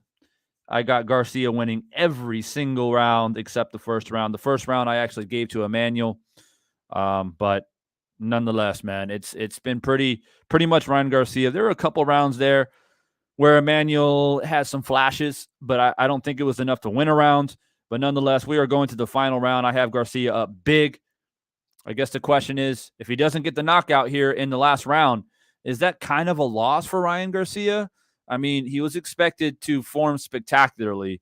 I don't know if that would be the right word to use in this fight. He performed decent, but it wasn't spectacular. All right, 12th round. If you haven't hit that like button, smash it. Get it up to 60 likes. If you're new to the channel, go ahead and subscribe. Stay a part of the conversation.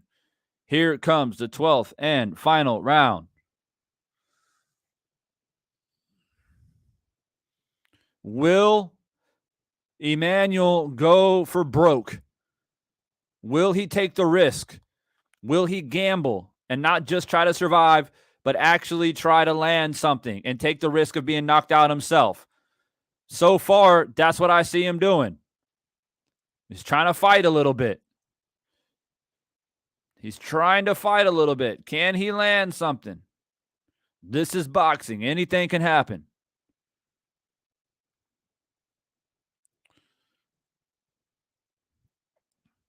It's the 12th round. If you're Emmanuel, you might as well. You might as well just release everything. Empty the tank.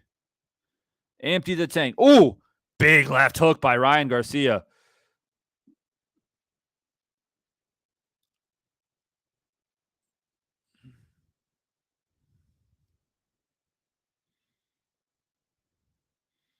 Ryan continues to just wait. I mean, he literally, the problem with Ryan is that he's willing to get jabbed in the face just to land a right hand. See, the problem is that Emmanuel's jab, he's landing it, but it's not effective.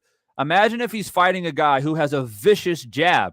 His face would be jabbed off, like for real. That's what I'm seeing right now.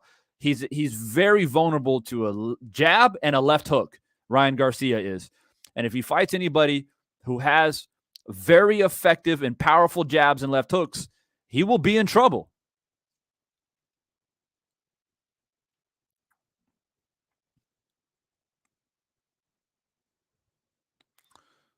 Ryan finally loads up with the right hand, partially deflected. Another right hand. Last minute of the round. Emmanuel goes and holds on. Ooh. Ryan jumps in with the right hand. Ryan's trying really, really hard to knock him out, and he just can't get that one punch in. And, Emmanuel's doing well, just tying him up, and wasting time. Last 30 seconds. Ooh.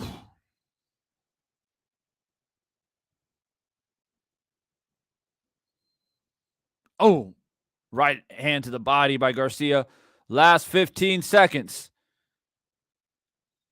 10, 9, 8, 7, 6, 5, 4, 3, 2. Fight is over. All right, guys. Well, I have it. Obviously, 11 rounds to 1. I only gave Emmanuel 1 round the entire fight. Of course, there was a knockdown in the second round. So it shouldn't be close. And I guess in that regard, it's like, all right, he won convincingly. But again, it's a decent performance. It's a decent performance after 2 years off, but it's not phenomenal. It's not spectacular. And I guess we just have to ask the question to ourselves, is he ready for better competition? No disrespect to Emmanuel, man, but he was, I don't want to use the word running because I hate using that word in boxing, but he was on the back foot the entire night. So,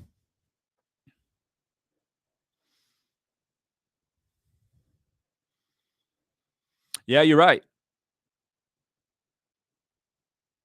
Yeah, you're right, man. Emmanuel was talking a lot of smack, man, before the fight. Yeah, Shakur Stevenson, Devin Haney, Tank, all those guys, man. Ah, man, they can match him with hand speed. They definitely have more boxing ability, in my opinion.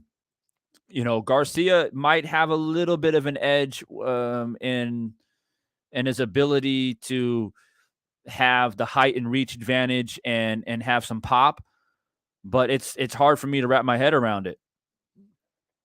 Guru says the Lubin fight is more entertaining. I might switch it over there. I might switch it. I'm just going to wait for these scorecards to see how they have it, and then I might switch it over to the Lubin fight. But in the meantime, y'all keep people updated here in the chat. We're not quite at 60 likes. Make sure we get to those 60 likes, though, before I end this stream, or at least this fight. All right, to the scorecards. I had it 11 rounds to 1, by the way.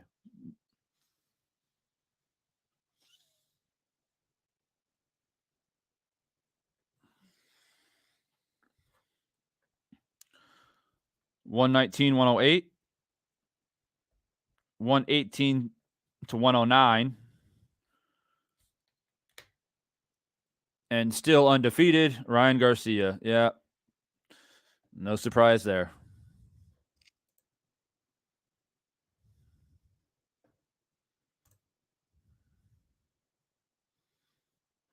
No surprise there.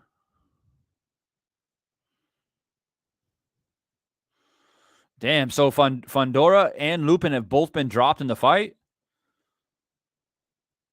All right, I might switch it over now.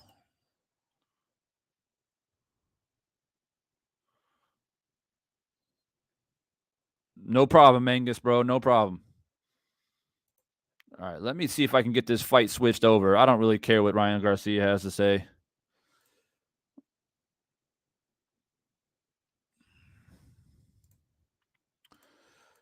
Boom, boom, boom, boom, boom, boom, boom, boom. All right, bear with me, guys, as I switch these streams over.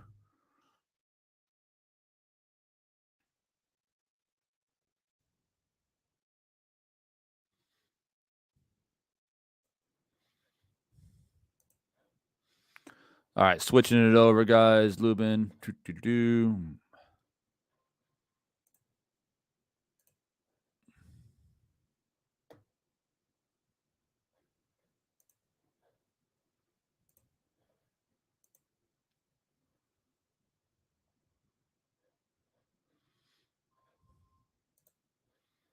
All right. I got Lubin and Fundora up now. On my stream, looks like we are in the 8th round of 12. According to a lot of people in the chat, because obviously I was watching the Garcia and Damn, I forgot how tall Fundora is. Son of a bitch. Yeah, it's been a while since I've seen him fight. Damn.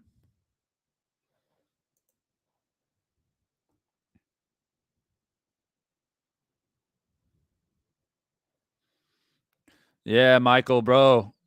You went for 1,000, bro. That was a huge gamble, man. Oh, damn. Oh, damn. Lubin dropping in these big left hands. I'm gonna shift gears here a little bit.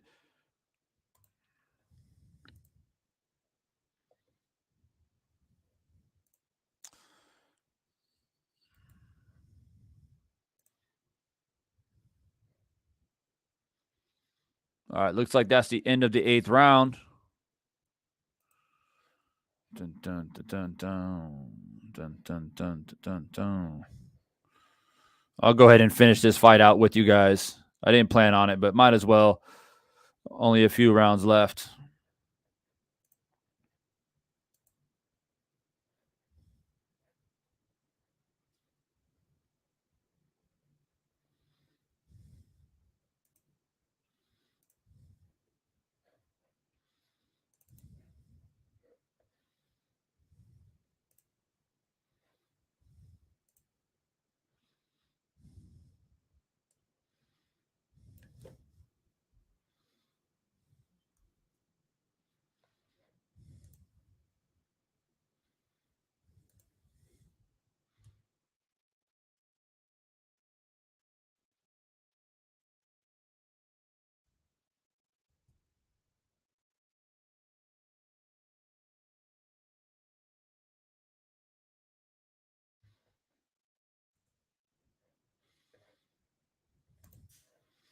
All right.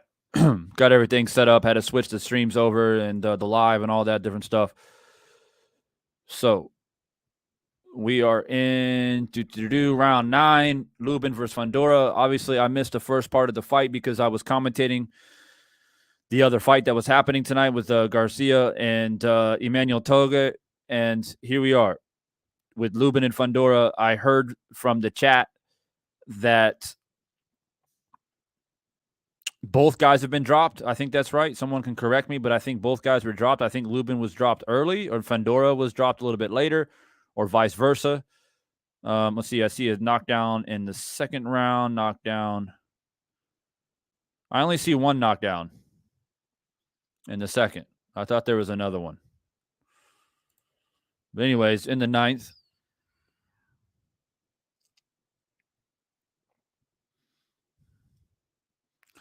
Is that Russell Moore, the referee? Oh, man.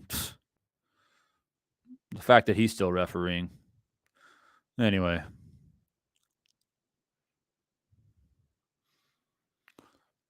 A lot of inside fighting, much different than the last fight that I just commentated, or one guy's on the back foot. They're both fighting and dropping in short shots and looping shots over the top on the inside. Much different fight here.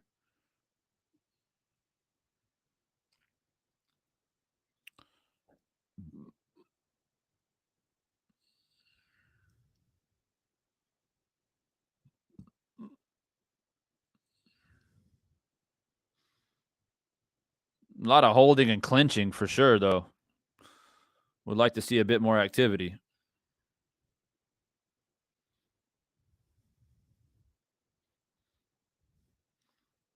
Specific volume, bro, was good. We're watching the Lubin Fundora fight now.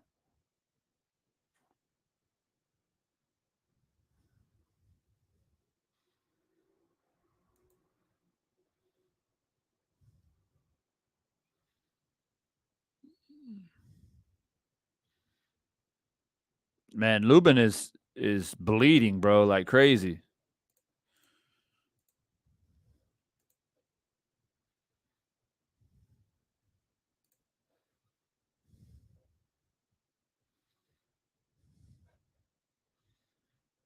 I believe that ends round 9. We're going into the championship rounds now.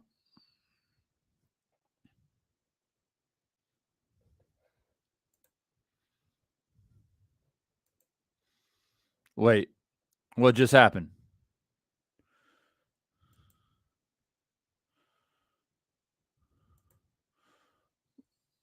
What the hell just happened?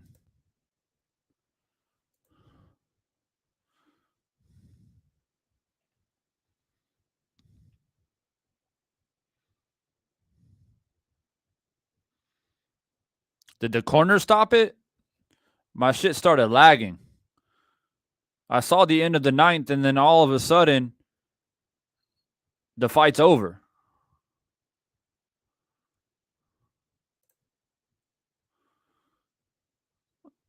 The fight has stopped, but Lubin's face is just all busted up. Damn. Lubin's face is all jacked up.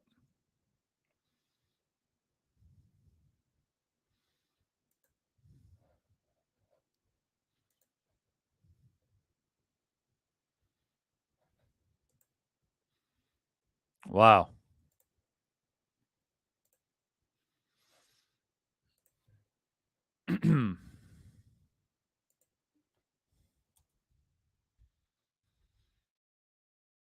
All right, guys, I'm getting ready to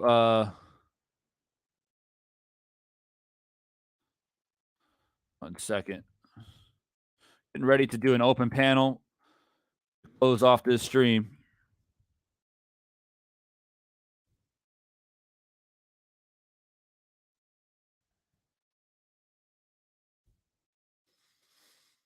Just give me a moment here.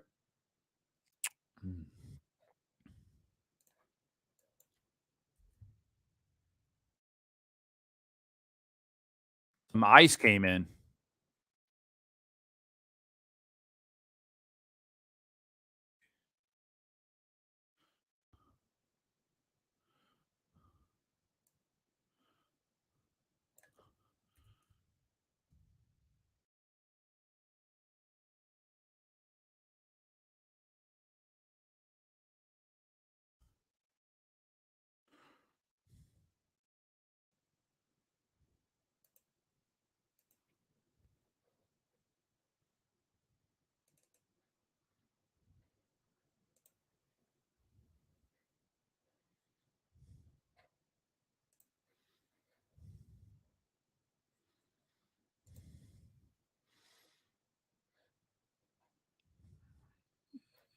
All right, guys. So that is it. Both fights are done. I have ended the streams as far as the fights are concerned. So what I'll do is I'll go ahead and open the panel for anybody that wants to come in. This will be a post fight thoughts. You can talk about Ryan Garcia and what do you think is going to happen for his future. Was it a good win? Was it a terrible win? Was it an okay win? Do you think that he can beat Devin Haney? Do you think he can beat Tank? Do you think he can beat I mean, anybody from 135 to 140? Can he beat the top dogs? We can talk about that a little bit. If you want to come in and drop some thoughts about Fundora or Lubin and how that fight went, I missed most of that fight, so feel free to come in. So I'll drop in the link. Feel free to come in and share any thoughts that you may have, and that will be the closure of tonight's live stream.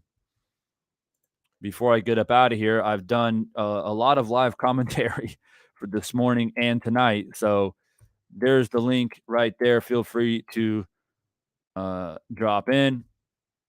And that's how we'll close it out, man. We'll talk a little bit about post fight. And if you weren't able to talk anything about, in regards to Triple G and you want to talk a little bit about that, that's also fine. And just come on in and say what you got to say, man. Get whatever's on your chest off your chest, or just to talk a little bit about boxing. I see you, K Rod. Just give me a quick second and I'll bring you in. Just got to clear a few things here. The link is in the chat. I appreciate everybody that has hit that like button already. We're almost at 70 likes now. Much respect. It'd be awesome if we can get it up. What I'll do is I'll make it a little bit more balanced. Let's go ahead and start it off right off the top with the fight that I did commentate for the entire fight, which would be the Ryan Garcia fight. And I'll go ahead and drop a poll in the chat here. on as far as what you guys think is what is next for Ryan Garcia. And then y'all can vote. And then I'll bring in my man K-Rod. I see him waiting backstage. Anybody else, feel free to jump in. And let's see what you guys think. What is next for Ryan Garcia? You know, I mean, this is supposed to be a tune-up fight, so you know, at this point, you win convincingly. Like I said, I don't think it was a phenomenal win or anything like that, but it was a win nonetheless. And so, who should he fight next? Because now you've gotten that ring rust off, supposedly. You won convincingly. Now we expect you to fight somebody that is a real threat. No disrespect to Emmanuel tonight, but let's keep it 100, like a real threat. All right. So what I'm going to do is look at the rankings just real quickly and just throw some names out here in the poll. Bring in K-Rod, man. I'm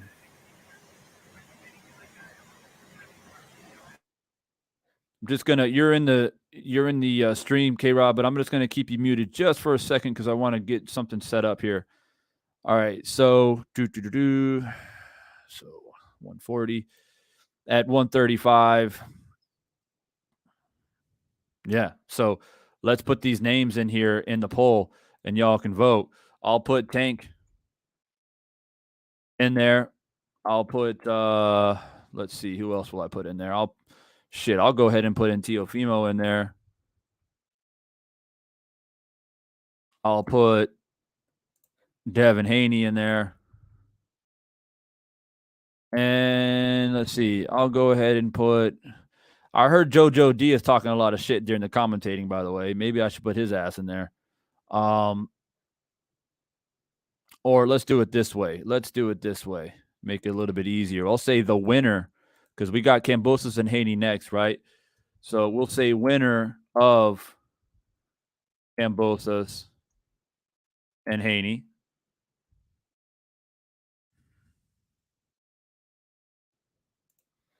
Tank Teofimo, and then I'll throw JoJo Diaz in there.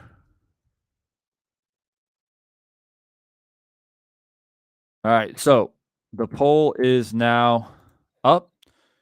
Go ahead and vote in the poll on what you would like to see next for Ryan Garcia. Go ahead and vote, and then I got my man K-Rod in here, and go ahead and let him say his thoughts. K-Rod, what's up? Jim, well spoken, Sebastian. Yeah, honestly, that was very devastating. I wasn't really expecting that outcome to really go as expected, but nah, man. For which fight? For Fundora versus Lubin. But yeah, Fundora, he's a killer. He's definitely, not like the most intimidating fighter from the outside, but when you see how he fights, there's a reason why he is who he is. But I think it was just poor discipline by Lubin. I think Lubin could have made the fight a lot easier because, correct me if I'm wrong, he wasn't listening to his trainer. And Kevin Cunningham, he's a really, really good trainer.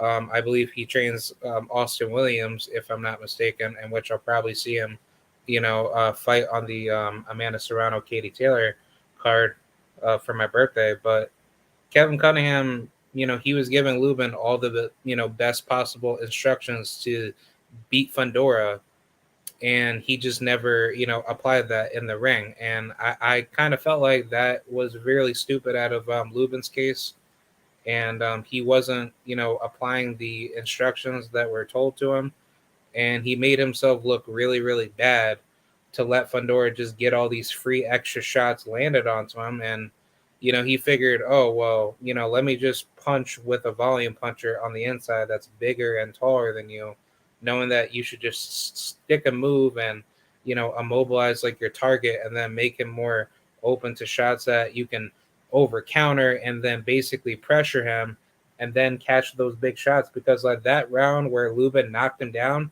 he should have done that from the beginning. He should have just stick a move, get Fundora tired, pot shot him, and then if he finds those good shots to actually hurt him, in which he easily was hurting him to the body and cracking him, with those good overhand counters, you would have easily made the fight a lot easier, and then you would have definitely knocked his ass out. But guess what? You didn't do that, and you let Fundora just have his own way, and then just out of nowhere, like for the very first time in Lubin's career, we've really seen him get banged up like that. How can you tell me that you have been, improving since the Jermell Charlo loss, leading up to this point, you get banged up like that against a guy that's not known for knocking people out? Lubin's been knocking people out. Like Fundora, he doesn't have that knockout power, but he has power to respect you and to make you understand, like, look, if you're going to stay inside this pocket with me, then I'm going to heat things up and make it harder for you. So the problem is is that people that fight Fundora don't stay educated enough to try to give him more problems by trying to stick a move, and they just continue to trade, blow for blow for him. And Lubin could have easily taken those skills away from him if he had listened to his trainer.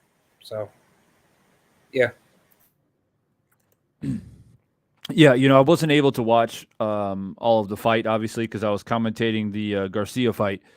But what I did see is, Lubin did throw some hellacious left hands, like from the times that I saw it. But then I think it's just Fundora, man. He's just, I don't know, man. He just kept chopping away and chopping away and chopping away, and it's that wear and tear effect that Fundora has on his opponents, And so my question is now, it's like I'm looking at the rankings of the 154-pound division. And with Lubin taking this loss, it's tough because in my head I'm thinking, if Lubin wins this fight, right, that's something that I would like to see him against Hurd, or maybe even Arislandi Laura, or maybe even a Tim Tszyu or something like that. But now that he's taken this L, now we have to put Fundora in that same conversation, right? Now, does Fundora go up against Hurd? Does he take the winner of Charlo and Castaño? Or is that a little bit too early? Or does he fight Tim Tszyu? I don't know. You guys can let me know in the chat on how you think about that. I'm not a huge spectator in the 154-pound division. My divisions are predominantly the super middles and the lightweights. But, I do know enough about, Charlo and Castaño. They have their rematch coming up, obviously. We don't know how that's going to unfold. That's obviously unfinished business on that side. But, you got a guy in Jarrett Hurd who is a very, very good fighter himself. And Arislandi Laura, who's been around for a long time, he's probably looking for a title shot before he, eventually hangs him up. So you got an interesting division here at 154. But, I would say if I had to choose somebody who I thought would win or should win, would be Lubin, right? And he came up short tonight, obviously. I didn't see enough of the fight to be critical about it. Lance Mayer, what's good, bro? I didn't see enough of the fight to be too critical about it. But one thing that I would say is that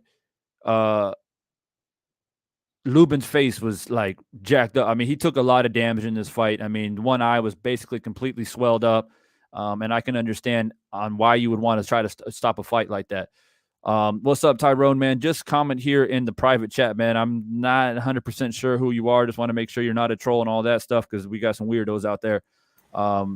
Just let me know in the private chat. D-Style, what's good, man? Yeah. Yes. So, yeah, go. Did you want to say anything after that? Yeah, because I wanted to counter argument off of that. Lubin is a great pure boxer puncher, but the problem is that he has the same problem, just like Marcus Brown.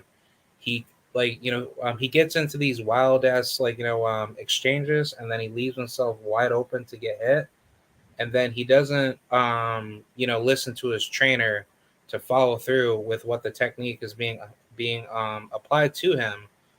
And he claims to say that he has great boxing IQ, but at the same time, it's like you're not utilizing it enough to show how good of a boxer you are. Because if you were the more intelligent fighter than Fundora, you could have easily stopped him by just using a jab. That jab that he was doing, like pop, pop to the body, he could have stopped him. Fundora was getting hurt to the body. People may not believe me, but if you go back and look at from round one leading up to round 6, where Lubin dropped him, I believe, could be wrong, but he was beating Fundora's ass to the body. But then when Lubin started being undisciplined and not listening, not listening to his trainer, that's where Fundora was able to get those extra shots landed onto him and then basically drop him. So either way, Lubin just has like a tendency similar to Marcus Brown in a way where he doesn't listen to his trainer all the way through leading up to a further round, and then he gets himself into these wild ass exchanges that could easily get him knocked out. Yeah, I hear you, man, for sure. Tyrone, what's good, man? Do you have anything to say about that? Yeah, what's going on, man? Thanks for putting out the link and having me on. It's kind of late, but yeah, I just don't know what they were thinking. I mean, I was talking about this fight with people a couple months ago, why it was made. It just didn't make any sense. It was just a net negative. I mean, he's already number one in the WBC. I mean, this is a Showtime card, on an obscure night. It's not a big budget. I'm talking almost as if I'm a manager, but it's true because if he were to win this, he wouldn't have got much anyway. And now he loses, and look where he's at. Where does he really go from here? He's going to have to build himself back up again. He probably won't get a shot till he's 30, if that. It's, and K-Rod's right. The guy didn't use the jab, and he wouldn't turn him. That's the thing. I mean, you're in here with a guy who's 6'7", and it's just the pressure. It just got to him, man. It just burst pipes, and he hurt him in that round. I think it was around 7 or whatever it was.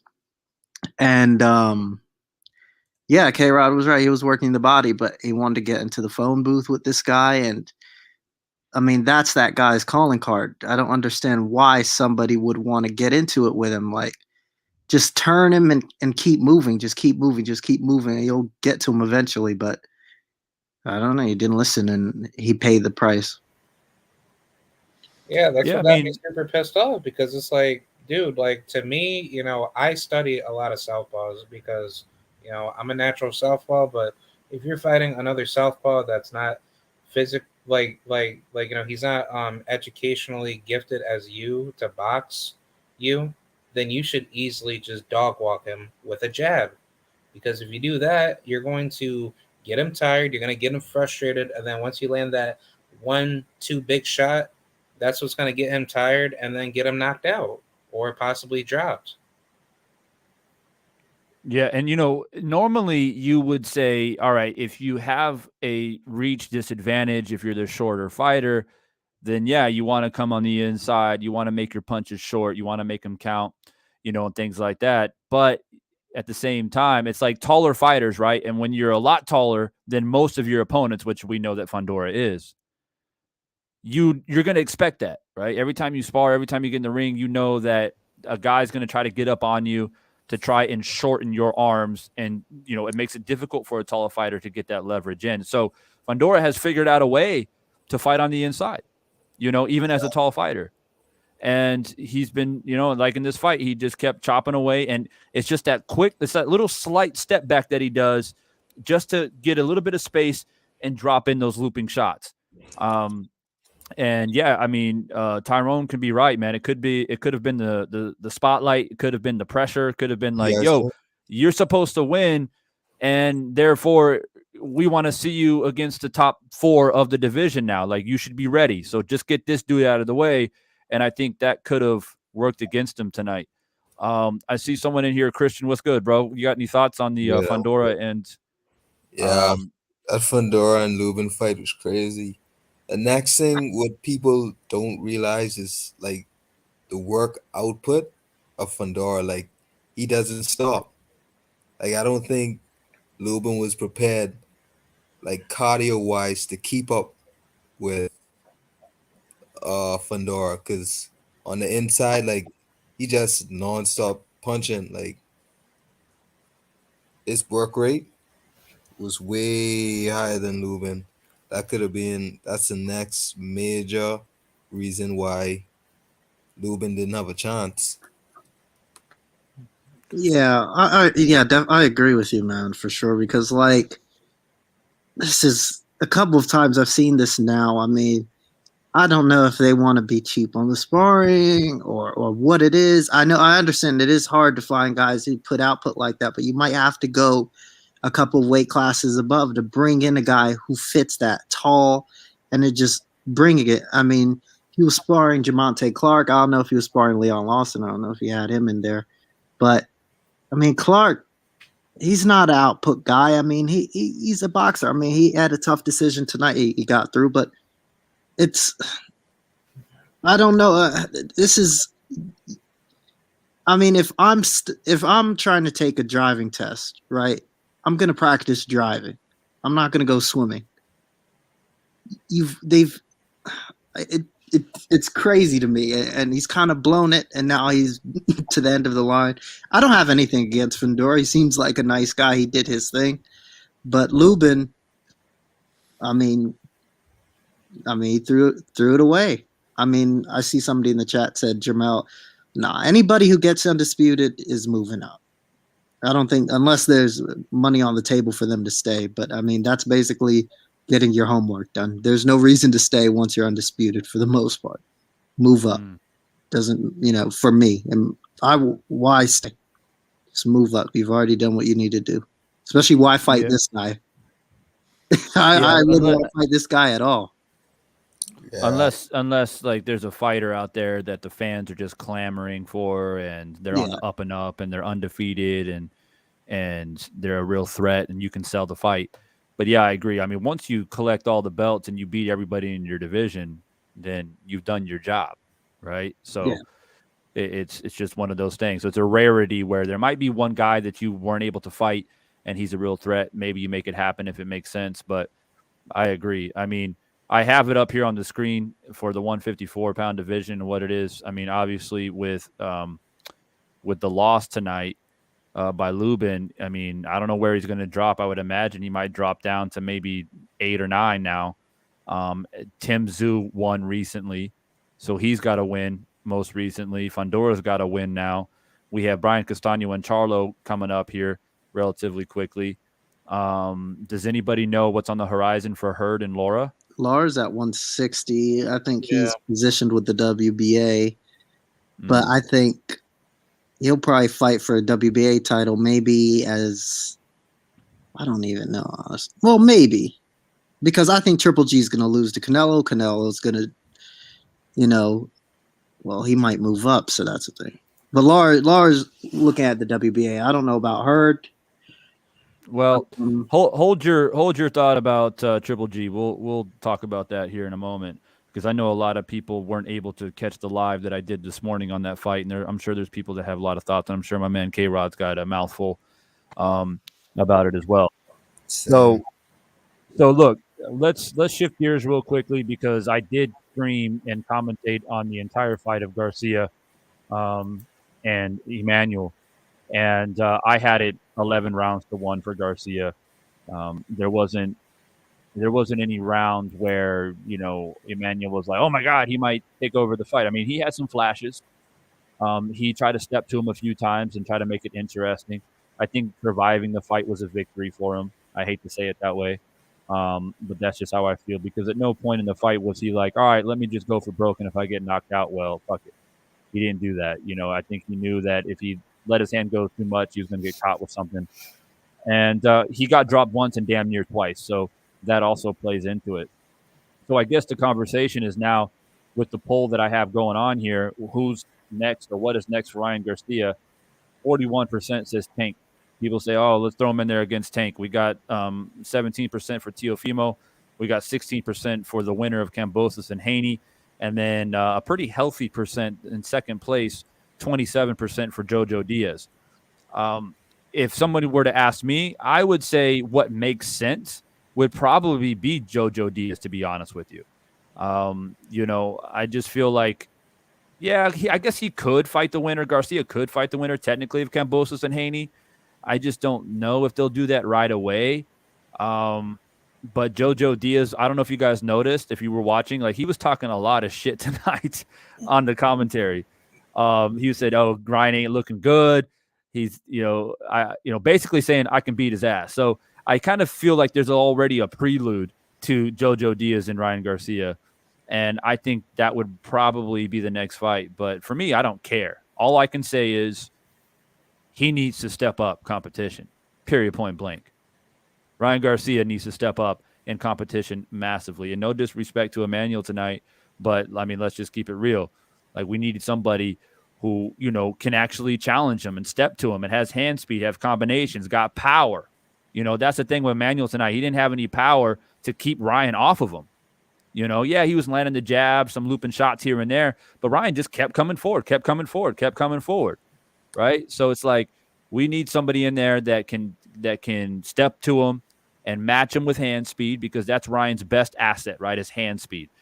I don't believe that he's got this crazy power, in my opinion.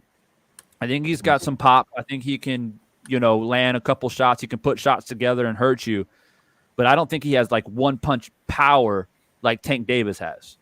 I don't think he has the boxing ability like Devin Haney has. And quite frankly, George Kambosos is a tough son of a bitch too, to be honest with you. So, like, I don't know, like, how all these fights will plan out. But right now, Ryan Garcia is in a position where he's got no choice but to fight these top 5 guys. So I'll swing it around the panel. Y'all can leave your thoughts about Ryan Garcia. Then we'll talk a little bit about Triple G. So I'll start with K-Rod. What do you see is next for Ryan Garcia? Who should he fight next? What do you think about the performance? I know you were going back between 2 fights tonight, but let the people know what you think. Honestly, I think Ryan just needs to take it slow. I don't think he's going to make 135 anymore, so I think the next move should just move up to 140, because you fought Tagoe at a catch weight. This isn't the one, that fight alone was not at 135. So if Ryan's going to still campaign at that weight, I wouldn't mind fights with guys like Isaac Pitbull Cruz, Jackson Marinas, Jojo Diaz, definitely Michelle Rivera. I think Ryan could definitely give him problems. Anybody in the top 15 or top 25, I think Ryan can definitely do a good job trying to give it his best. But trying to put him in there with Tank or Devin Haney or Kambosos, I just don't see that to be the right political decision through Golden Boy. And I think, to a realistic point of view, I think Ryan's going to take the route of fighting JoJo possibly next. So, I mean, if that's if that's going to be his next motive heading into his further career decisions, then I think that's what's probably going to happen. Yeah, Tyrone, what do you think? Yeah, I think they're already. I mean, you alluded to it. They got JoJo Diaz in the background talking, and because the problem is 3 of those guys who mean anything are tied up. Haney, Kambosos, and Lomachenko. Lomachenko is going to wait for those guys. I mean, worst case scenario, they have 2 fights. That's going to take maybe 8 months. Then you've got Lomachenko.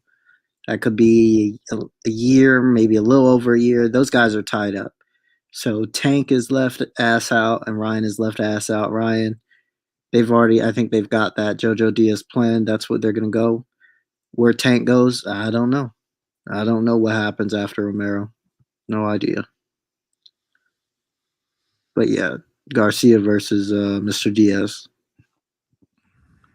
Christian, got anything to say about Mr. Ryan Garcia?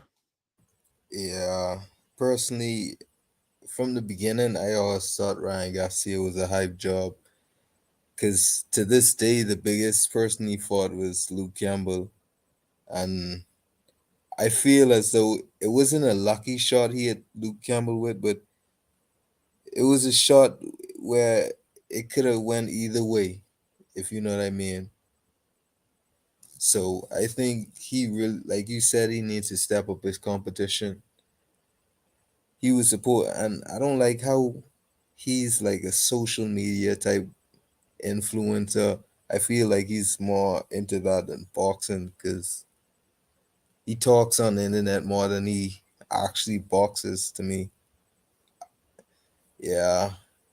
Like, and he talks about fights and then he just drops out like last minute. I think he did that like several times. What fights did he drop? I think he dropped the Fortuna fight. It was Yeah, a shitload. I think the Fortuna yeah. fight and the Diaz fight. And then he made up one about Manny Pacquiao, Yeah, which that was a we all scam. know That what was a was lie. gonna go. Yeah.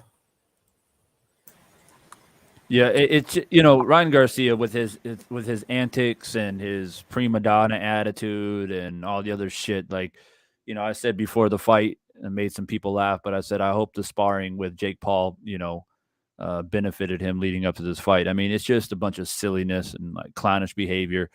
But I don't think the kid is absent. Talent.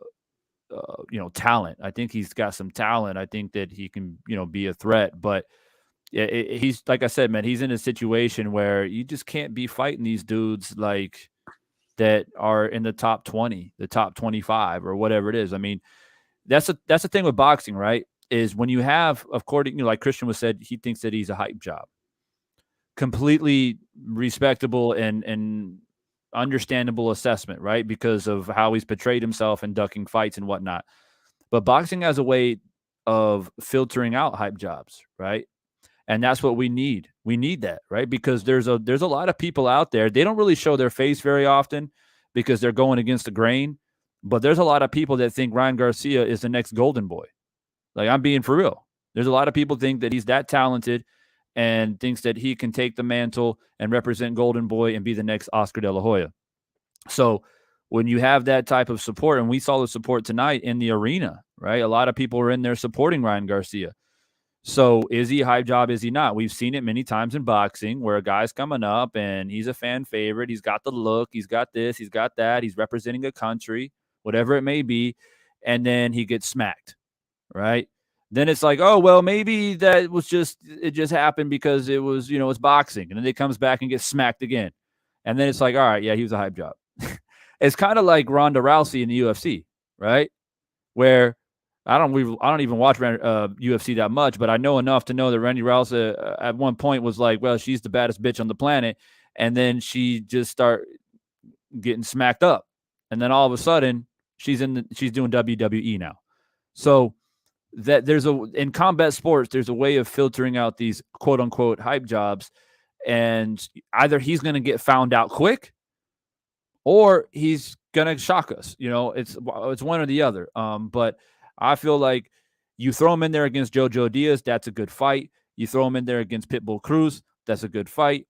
Those are good fights. Those are fights where are winnable fights for Ryan Garcia, but I think more challenging than what we saw tonight.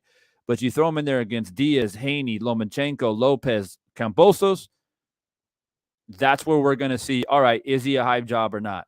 And I see some people in the chat says, well, I mean, he doesn't even deserve to fight for the top 5. Well, how do we find out if he's a hype job or not then? You got to fight talent. You can't, like, you know what I'm saying? You can't have him fight the number 13 guy and then he wins and you say, oh, he's a hype job. Well, it's like, well, okay, well, at some point, let's put him in there against somebody and really challenge him. And we're going to see what Golden Boy does with them. And I guess we have to consider the politics of boxing too, especially with Oscar De La Hoya. You never know what this guy's trying to do. So I think we have. I I think wanted we to have. say next something else. You saw the Tagoe fight. That dude is a Yeah, bum, bro. Like you see his like eye box. You see his footwork. Like he has like I don't know. Like he has 2 left feet. Like he can't even stay balanced and throw punches. Nor can he throw combinations. And I think it's a shame that like Ryan Garcia went that long, went the full 12 rounds with them. But I could understand. I could understand because Tagoe was like he was running the whole fight. So that's the only yeah. reason why I would excuse Ryan. Yeah, Yeah. and the thing is that it's not like Garcia can't get hit. The dude gets hit all the time. I mean, even Emmanuel tonight was pumping the jab into his face. And it's just that it's not an effective jab. Like Emmanuel has a nice little crisp jab, whatever. But it's not like a jab that he's the type of dude that steps into a jab and actually tries to hurt you with the jab, follow it up with the left hook and roll out and, come in with the right hand. It's just styles make fights. And the dude's defense is mediocre at best. And that's what I'm trying to explain to people is that, yeah, he's got that tough boy kind of mentality. He's rangy, he's long, he goes to the body nicely. He's got some hand speed and whatnot. But imagine him going up against a guy who is not only defensively sound, but also has hand speed with accuracy. Like Ryan Garcia will get touched up, and that pretty boy face will get jacked up. I mean, that's just a fact. So I just don't see any other way of finding out if Ryan Garcia is a true talent or not, unless he goes up against a guy. At least I see my man Guru saying at least top 10. It's got to be at least a top 10 fight in his next fight, because I'm getting tired of people saying, well, fuck Ryan Garcia, he a hype job. Oh, but I don't want to see him fight the top 10. Well, how are we going to find out what he's made of then? Because he hasn't fought anybody, to me, like, yeah, he's been in fights where he looked a little bit lackluster or whatnot, but I want to see him hurt. I want to see him challenged. I want to see somebody step into him and beat him up a little bit. And I want to see what Ryan Garcia is made of. That's what I want to see. And the only way that happens is top 10, at least, minimum. So I think we've beat that drum enough already. I'm going to go ahead and close the poll. Tank is still the top vote in the poll, 39% to a very close 33% for Jojo Diaz. All right, and let's not forget that Tank's got a fight coming up against Rolly. I didn't put that in there, but I'm just letting you guys know sometimes we forget about that, especially a talented fighter like Tank, and we all expect him to win. Nonetheless, he does have a fight coming up. So I'm going to end that poll. And what I'll go ahead and do now is I'll go ahead and finish it up with Triple G, because I know there's some of you on the panel right now that want to share your thoughts about Triple G.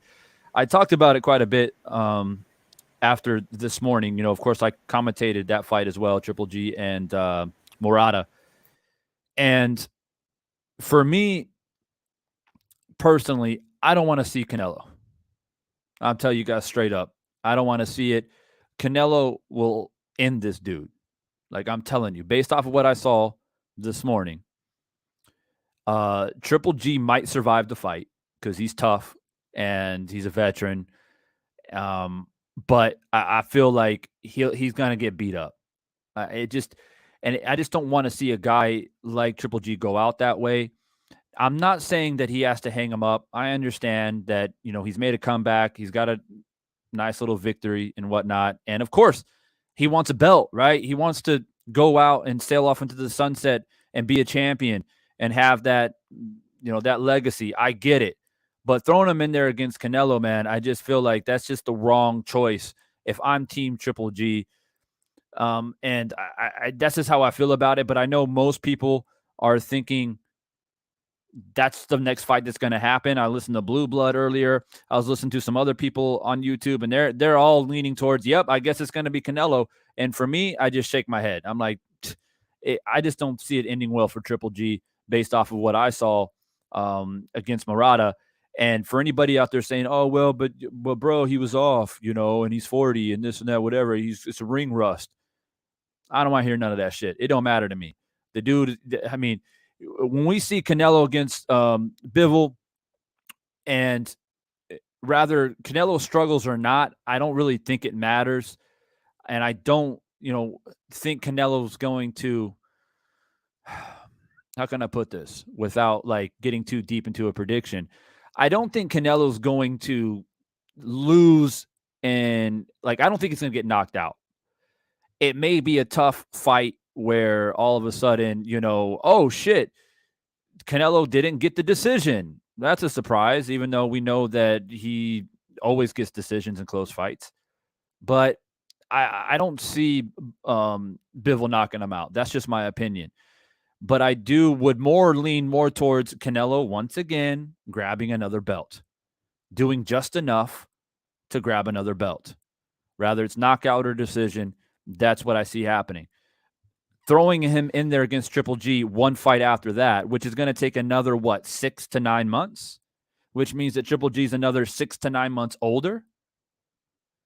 Like, you know what I mean? Like, I just don't think it's a good fight to make personally.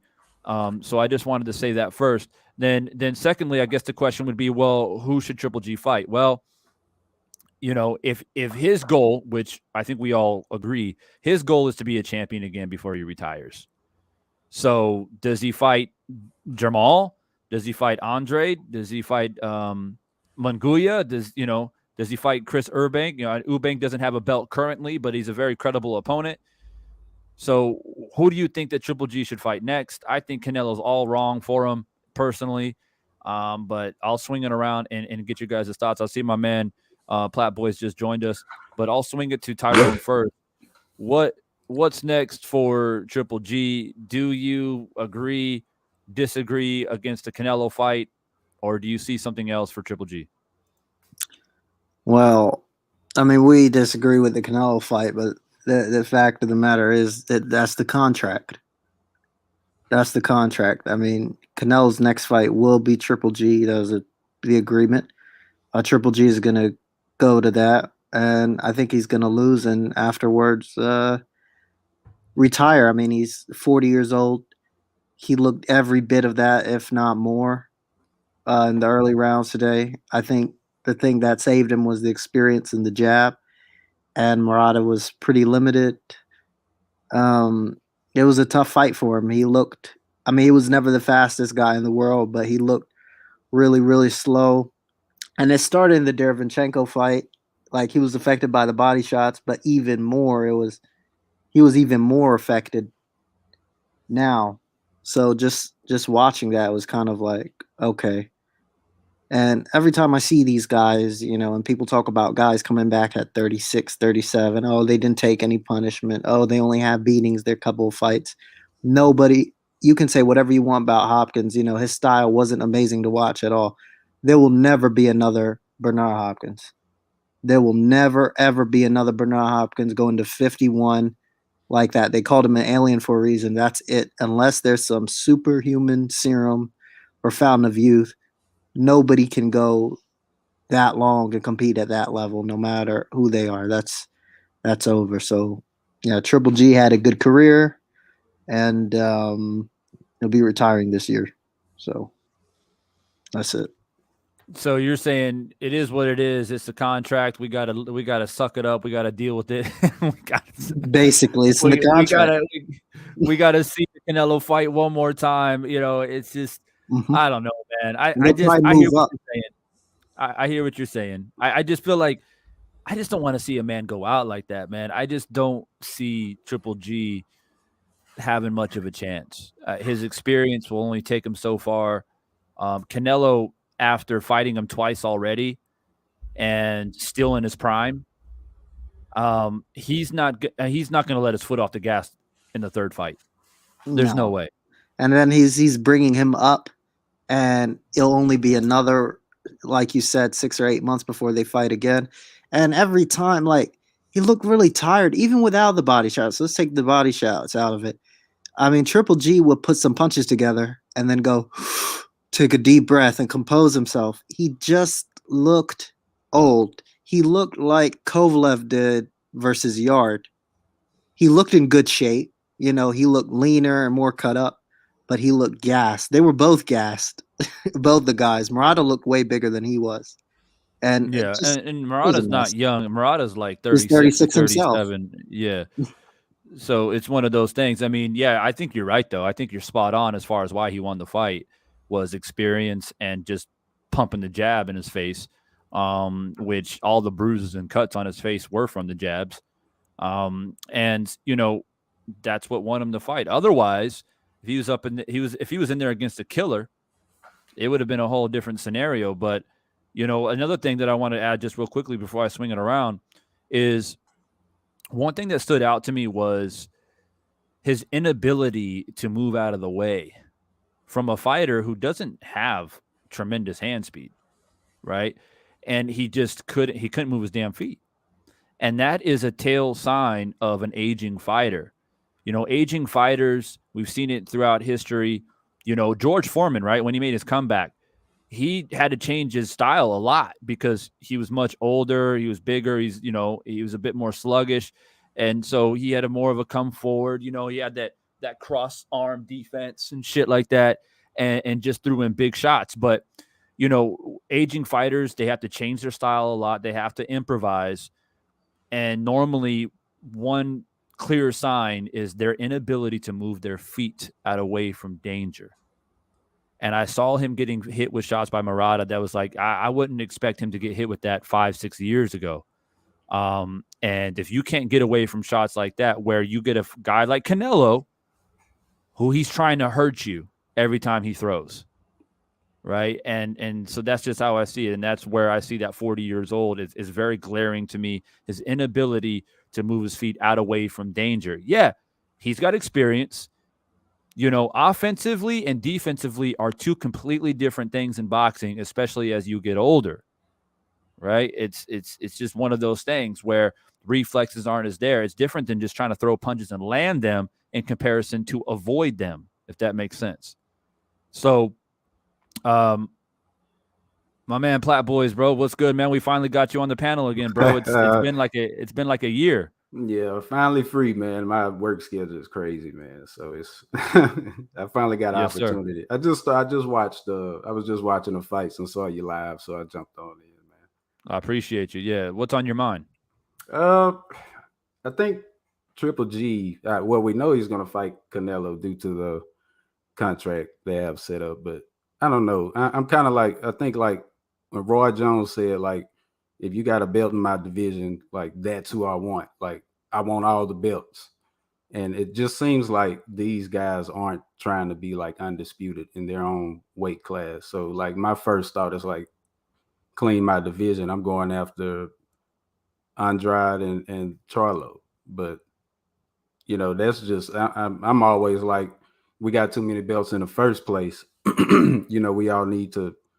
We need to get together and clean up the division, like take over where I'm at now, rather than some vengeance fight that we already know the outcome is going to be. Like, Right. no way a 40-year-old Triple G beats Canelo. Like, I mean, he didn't beat him when he was 35 or whenever that fight happened. So, like, it's even worse now.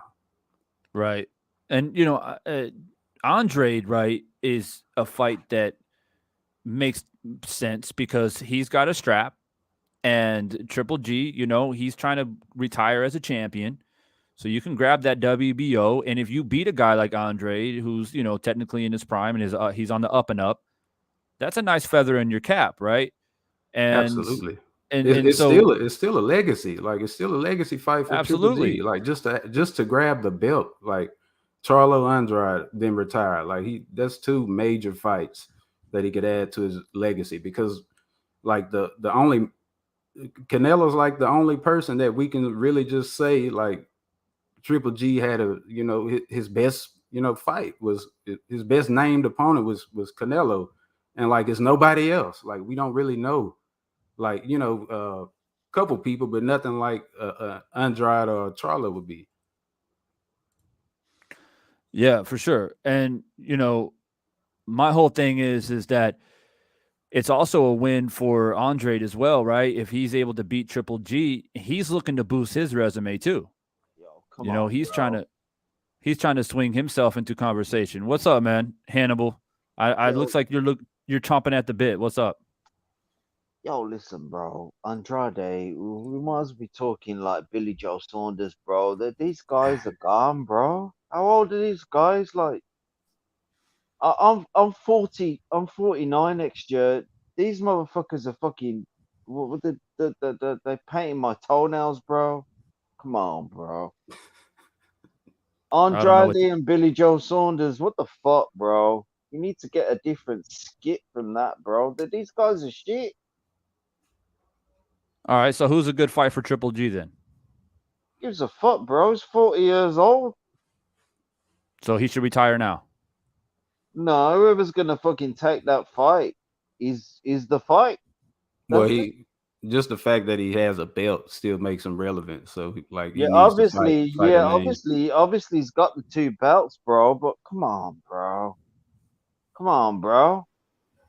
I mean, Yeah. I mean, the best 2 are Andrade and Charlo. Like if he fights anybody else Yo, besides listen, Canelo, like I wouldn't even want to watch it. listen. I absolutely detest GGG, bro. But them 2 cats ain't gonna step up to that shit, bro. Yeah, I don't think they're gonna fight, but that's what should happen. You know, according to like what fans want to see is like it's 2 Listen, guys in the division with the belt. fans are idiots, bro. GGG Murata was a bullshit fight. Got this fucking, what was it, Charlo and Andrade. Come on, bro. I've been watching Andrade for the last 10 years. The only thing in the last 10 years that Andrade's done is probably had his shit on camera, bro. Got no Damn. time for that bullshit, bro. Yeah. In my Damn. opinion, like you guys Yo. were saying, it's about trajectory. Like Canelo, I feel like he's definitely in his prime now, and Triple G, he's on a nosedive. So he's every year, I every don't like month. Canelo either, bro. I don't like Canelo either, bro. Canelo's Who a do you cheat. like if you don't mind me asking? Canelo's a piece of shit, bro. That guy was fucking. He won both of those fights. You know when they say GGG, they say GGG won the Canelo fights. He didn't win shit, bro. He lost both of those fights to Canelo, but No. So he who do you lost like then? Who do you like then at 160? none of them, bro. I think little pieces of shit, bro. All right, bro. Have a good night. I was waiting for it. But yeah, I mean, you couldn't have a conversation with that guy. So But do you go ahead, guys sir. what do you guys think about David Benavidez and those guys at 168? I really like him. I mean, I wish he didn't. This is the thing. Canelo got undisputed at 168, but Benavidez lost the belt twice on the scale. Like if he still had that belt, we'll be having a different conversation right now. So like he would have I had mean, to go toward him if that was his plan. do you know the fight that I want to like see just because of like the beef behind it, and I know it will sell and be really entertaining, would be fucking Benavidez and Caleb Plant. Like that's the fight that I think that should be happening, you know, because they got a lot of bad blood, those two do. And I know that what's the next fight? Benavidez is going to fight David Lemieux, right? Yeah, Lemieux, yeah. Yeah. You know, I don't know, man. I think Benavidez should win, you know, and Benavidez is kind of, I don't know if you guys remember at one point when David Lemieux was coming up, right? I don't know how long you guys been following boxing, but at one point in time, David Lemieux was knocking everybody out, right? Mhm. And he got a title, sorry, it was an eliminator title fight against Marco Rubio. And if he beat Rubio, then I think he was going to go straight up against Triple G or something like that. He just had to get past Rubio, and Rubio ended up stopping him late. As a matter of fact, David came in hard, was like throwing hellacious shots and had Rubio hurt a few times. Rubio was able to weather the storm, and then Rubio ended up stopping him late. And then everyone's like, oh, damn, talking about hype jobs, right? That's what I was saying earlier. He went up against a guy against Rubio who wasn't in the top 10, I don't think, or maybe he definitely wasn't top 6, but he was a veteran, right? He'd been in there against a lot of good fighters, and he had a lot of credibility. David stepped up to the plate and got stopped. So I kind of see the similarities between Rubio and Benavidez in the sense of the length, and you know they're both long, they both, you know, the way they punch, they're both Mexican fighters, they both have similar styles. And so with David Lemieux and Benavidez, my question is, has David Lemieux learned anything, right? Because he's been in there against Triple G, he's been in there against some of the best middleweights and super middles. So it is kind of a step up for David Benavidez, right? I think Benavidez should win just based off of youth and, you know, and all those different things. And I think he's tough. I think he's strong. I think he's got some nice punching power. But David Lemieux, man, he's not something that you can sneeze at, right? And not only is a guy he can crack, but also, like I said, he's been in there against some of the best names. And David Benavidez has not been up until this point. So it'll be an interesting fight. But if Benavidez gets past David Lemieux, I think that's the fight to make, is David Benavidez and Caleb Plant. Because as far as I know, Plant doesn't have any fights coming up. He's probably at the point now where he's looking for something. And I know a lot of people have suggested that Plant should fight Anthony Durrell. That's made. Is that made? That fight is made. They were trying to do Benavidez Plant, and Plant turned it down and said, "Oh, well, I need a tune-up." Plant said he needs a tune-up. Yeah. Well, Durrell's not really a tune-up. Hey, he's not a tune-up. So I'm sure Durrell feels a little bit disrespected off of that. And didn't Durrell? He's coming off a win. Yeah, knockout too. Yeah. Yeah. So Durrell's another one. Durrell's another one that's been around for a while. He's been in there against top competition. He's getting up there in age, but he's been around. You know what I mean? So I don't know. I mean, I'm guessing Caleb Plant thinks that, okay, David Benavidez, Anthony Durrell, maybe he feels like he can box, you know, and he's got to put Anthony Durrell in a situation where he's got to try to track Caleb Plant. Caleb Plant thinks he's got the youth and he can go in there and box and, you know, and keep Anthony Durrell in a kind of, you know, a stalking mode. And, you know, Plant will just counter punch him and pot shot him. With David, though, it's different, right? Because he's fucking long. And he doesn't mind taking a shot to give a shot. Like, I've seen Benavidez go through 2 shots just to land a big, nasty body shot or whatever it may be. The only thing I've been about Benavidez is I think he's a threat for sure. But I don't really see any of his fights where I'm like, okay, yeah, like he's a super threat. Like, this guy can beat anybody in the division. He hasn't had a fight yet that proves that to me personally. I don't know how you guys feel about Benavidez. Benavidez? Yeah. I think I like the guy. I think he's I need to see him against Plant, but those two are like the best fight at 168, you know, outside of Canelo. And the only thing with that fight is I wish there was a belt involved, you know, because it'll just raise the stakes, I guess. But them fighting without a belt, I think it's like, you know, a loss for boxing. Like, those guys need to be fighting for a title, like when they meet up. Yeah, it says right here, I just found the article. I'll go ahead and share it with you guys in regards to Caleb Plant and Anthony Durrell. Deal has been reached. Yeah. It says here, Caleb Plant signs to face Anthony Durrell in his return. That's right. Now, this is Bad Left Hook, which is a pretty credible website. I come here quite often. He says that he and David Benavidez could still lock horns if both win their next fights. So I guess in a way it does make a Benavidez and Plant fight a little bit more intriguing. If they both get some victories, it'll both be good victories for both of them. Benavidez beating Lemieux and Plant beating Durrell, maybe that makes the fight a little bit more enticing. Yeah, I don't see why not. Yeah. Plant says he tweeted, he had a fight signed before me. Then I get a fight signed. Then he says some cap, and y'all believe it.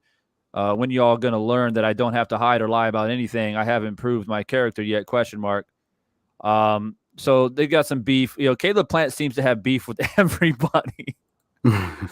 Caleb Plant seems to be beefing with everybody in 168. He got beef with Benavidez. He got beef with Durrell. He was going, you know, he smacked Canelo in the face for the press conference and shit.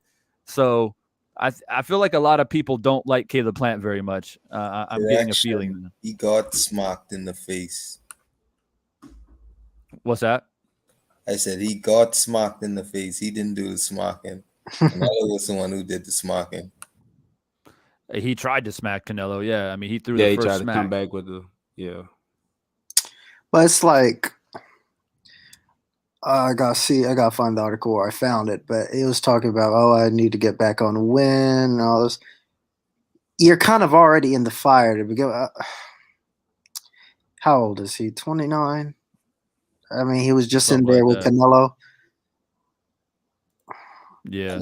I mean, to risk a Says here Durrell fight. the 37-year-old Durrell, 34 2-2, is 1-1 since claiming the WBC super middleweight title with a 2019 technical decision over Yildirim. Benavidez is 25-0 with 22 KOs. Durrell drew the Kyron Davis and knocked Marcos Hernandez stiff with a murderous uppercut. He said after the knockout victory that he wanted the winner of Plant's 21-0, 12 KOs December clash with Canelo Alvarez. Instead, he gets the loser. He's still a solid fighter, but poses far less of a chance to derail Plant Benavidez than Lemieux does. He should at least get a decent idea of where Plant's head is at after his first ever loss. It depends on when he has this fight. I mean, I think they're probably going to make that fight maybe for August. I mean, and then would they really fight in December, those two guys? Maybe. I don't know. And then Charlo is fighting Selecki. I mean, that's the second year in a row. Waste of time for Charlo. It's all sort of a mess. It's like they don't know if they want to wait for Canelo or if they want to go for it, and they're just constantly back and forth. Yeah, but I guess I'm okay with it. What's up, Dwan Freeman? I don't know if you're still in here, bro, but I see you. I guess I'm okay with it. You know, you get David Lemieux and Benavidez, they go at it. David Lemieux is basically always gets close, and then he loses, he drops back down, then he builds up again, and then he gets close, and then he gets dropped back down again. So I can understand why, you know, that fight was made in a sense. And, you know, with Plant fighting Durrell, yeah, ideally you would think that both should win, right? Benavidez and Plant should both win. Therefore, they should match up. But I hear a lot of could be's and should be's as far as Plant and Benavidez fighting, which is kind of annoying because of the amount of like beef that these two dudes have and the amount of times that they've went back and forth over the past like 3 or 4 years. Like this should have been going on for a while with these two they dudes. could have had 3 or 4 fights already. Like they don't understand like what they have in their hand. Like back in the day, like the best used to fight each other trilogy twice, 4 times. Like these guys are like really losing like money and legacy by just talking, like get in the ring, dude. Like yeah, and I don't know. Sometimes like a Plant makes me wonder sometimes on where his head is at. It's like you got a massive shot against Canelo, which a lot of people argue that he didn't deserve. A lot of people say that he got the fight just because he had a strap and Canelo wanted that strap. And it's like, people got upset that he didn't fight, Andrade, or he didn't even fight Benavidez for that matter, or any other guy in 168. Instead, he fought Caleb Plant. So do you think if Benavidez had the WBC with Canelo, like his goal was to unify, to become undisputed in 168, you think he would still do it if Benavidez had his strap? That's a good question. I mean, if Benavidez and Plant were both champions at the same time, who would Canelo pick? That's a tough one. Honestly, I don't know, man. I think deep down Canelo knew that facing Plant, it was a little bit risky just because of styles. Just because he knew that Plant was going to come out and box, and everyone knows that he struggles with that type of style. And he did, in my opinion, early. For the first 5 or 6 rounds, Canelo seemed a little bit, frustrated that he wasn't able to land as early and as quick as he was against Billy Joe Saunders, right? So, and that kind of was a foretelling of that. Unfortunately, Caleb Plant burned himself out, gassed out, and got stopped. But with Benavidez, I think that, yeah, I think if he had to choose, I think he would have chose Benavidez personally, just because it's Mexican American versus Mexican. Obviously that's a no brainer. You're going to sell the shit out of that, and then stylistically, Canelo doesn't mind standing toe to toe. I mean, shit, he did that against Triple G for 2 fights.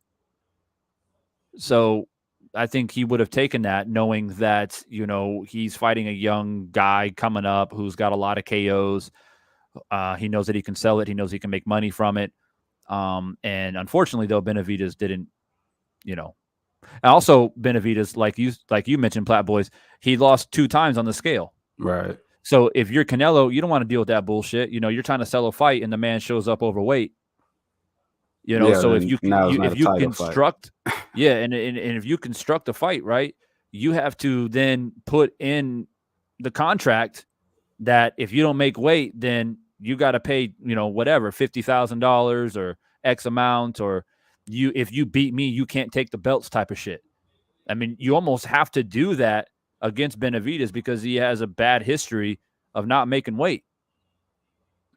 And also on that point, David Lemieux, who he's fighting next, also has a history of not making weight.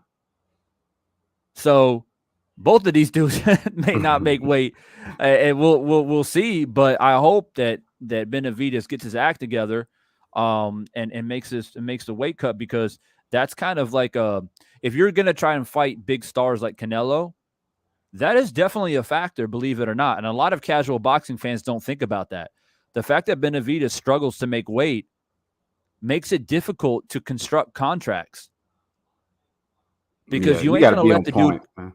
Yeah, you can't let the dude come in if it fights at 168 and Canelo comes in and makes weight and then rehydrates to 175, but this dude has an opportunity to hydrate to 190. Right? Like that's not cool. Like, and you're the champ. You're not going to put yourself at a disadvantage. And you're making a plus $10 million payday. Like, you should really focus, man. That's crazy as hell. Exactly. And Mayweather used to do that. He used to have clauses in the contract that if his opponents don't make weight, or I don't know if he ever had a rehydration clause in any of his fights, but he definitely had clauses for fighters not making weight. And if they didn't, they couldn't take the belt if they won. So there's a lot of that type of shit. And, you just make it harder on yourself when you don't make weight in boxing, and it's almost half the battle in boxing is how you make weight and how you stay fresh at a weight and how you show up fight night and how you rehydrate. That's like damn near 50% of boxing, and that a lot of people don't take in consideration in professional boxing, right? This ain't some backyard brawling shit where you don't have to worry about weight. You just show up, put gloves on, and bang it out. Right? This is some real shit. So, this is something that is underlooked. Big Dog says Canelo gets away with murder. That's where I'm at with it. Like, I feel like if Benavidez had the title, like he was one of the guys that had the title, like Canelo wouldn't have fought for that belt. Like, I just feel like he wouldn't fight Benavidez because who he won it from, like Avni Yildirim or something like that. Like, you know what I'm saying? Like, if Benavidez was the last piece to the puzzle, like the puzzle would be left incomplete. Like, I don't think Canelo would fight Benavidez. Right. Yeah, you could be right, man. Canelo, man, it's just, God damn, it's a never-ending saga. I don't think, what's his name? I don't think Canelo would have a tough time with Benavidez, in my personal opinion. It wouldn't be a tough fight. After I see him fight guys like Kovalev, it would not be a tough fight. But that's just my opinion. It just seems like the Kovalev that fought, he fought twice. It's not on the top of my head right now, but Kovalev 10 years ago, like Canelo would have like a way bigger problem with that Kovalev. Like he's catching these guys the crusher. Like the crusher days. Like he's catching these guys like Kovalev.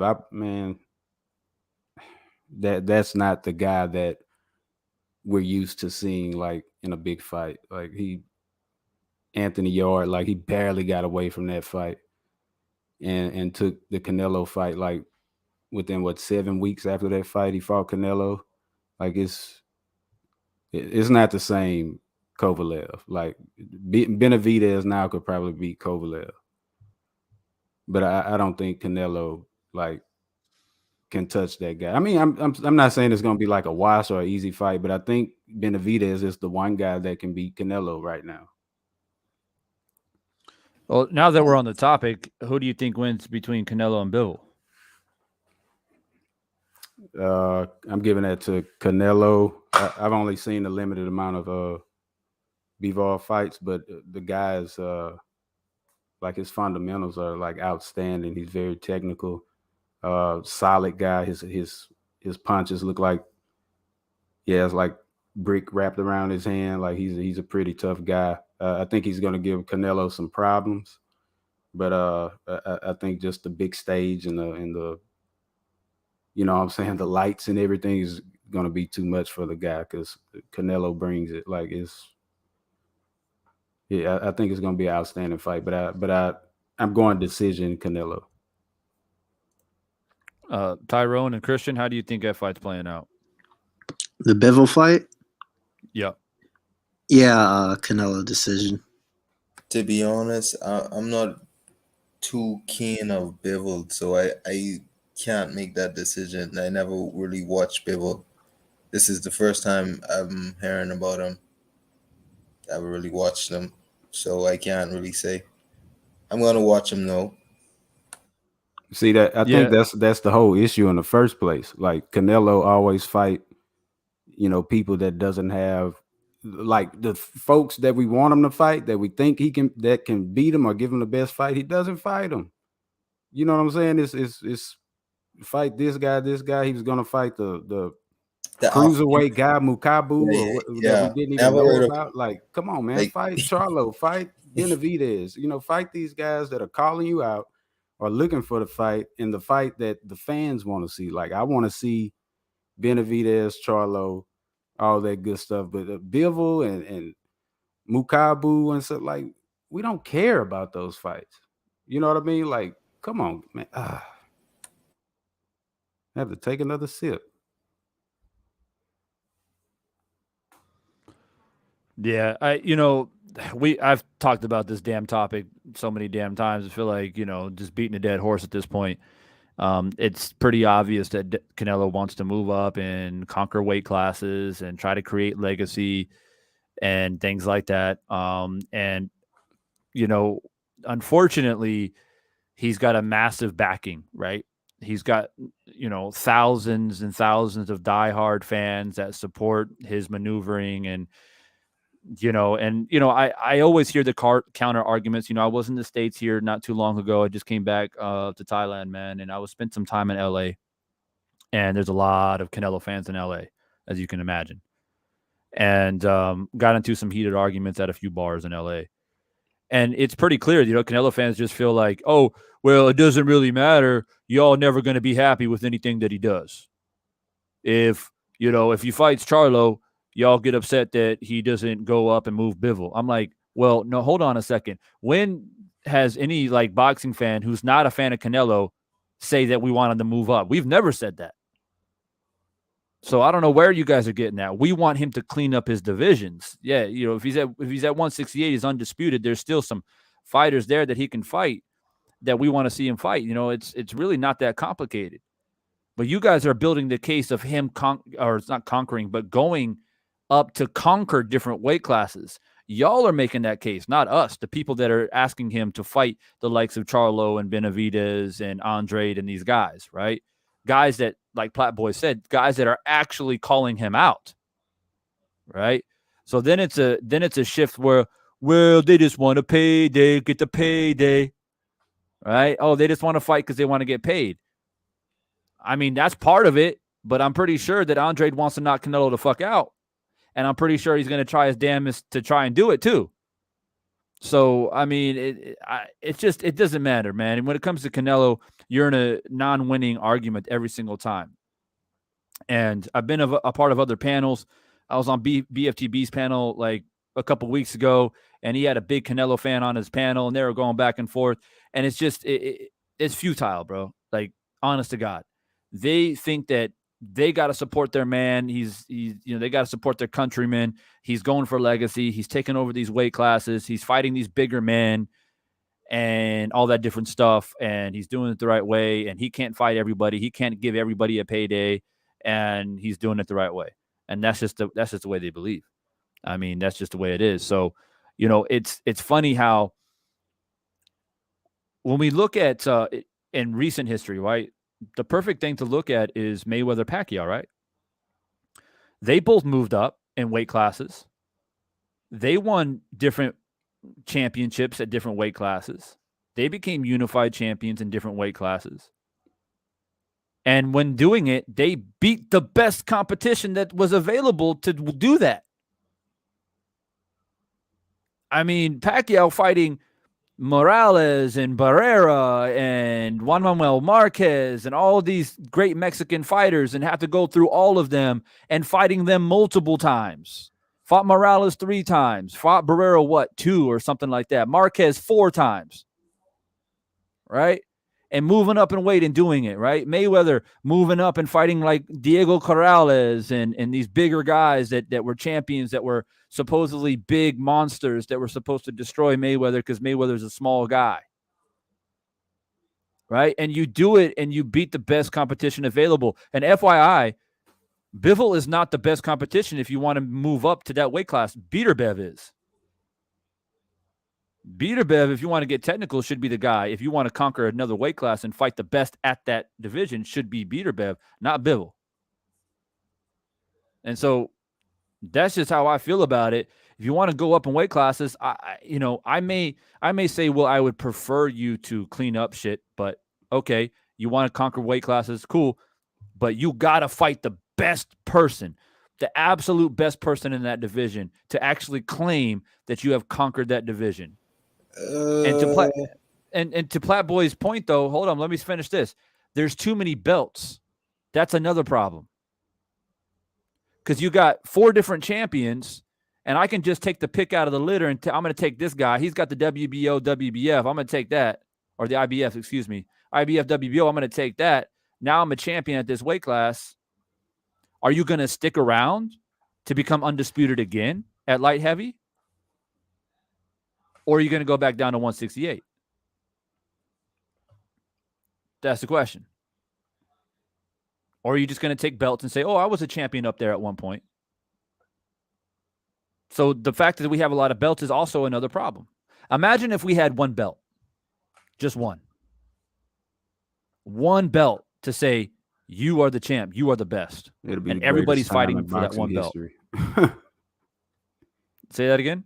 It'll be the greatest time in boxing. Like one belt and everybody fighting to climb the ladder to get to that. Man, it'll be we'll see the greatest fights ever put together. Imagine if there's one belt. That's crazy to think about, right? Man. Think of the golden age of any combat like sports. I mean, go back to like the Greek and Roman days, right? When, the Greeks invented the Olympics, right? They didn't have we got 5 different champions doing the same sport. You got one champion. Period. In the Olympics now today, we got gold, silver, bronze. First, second, third. But you don't have 3 golds.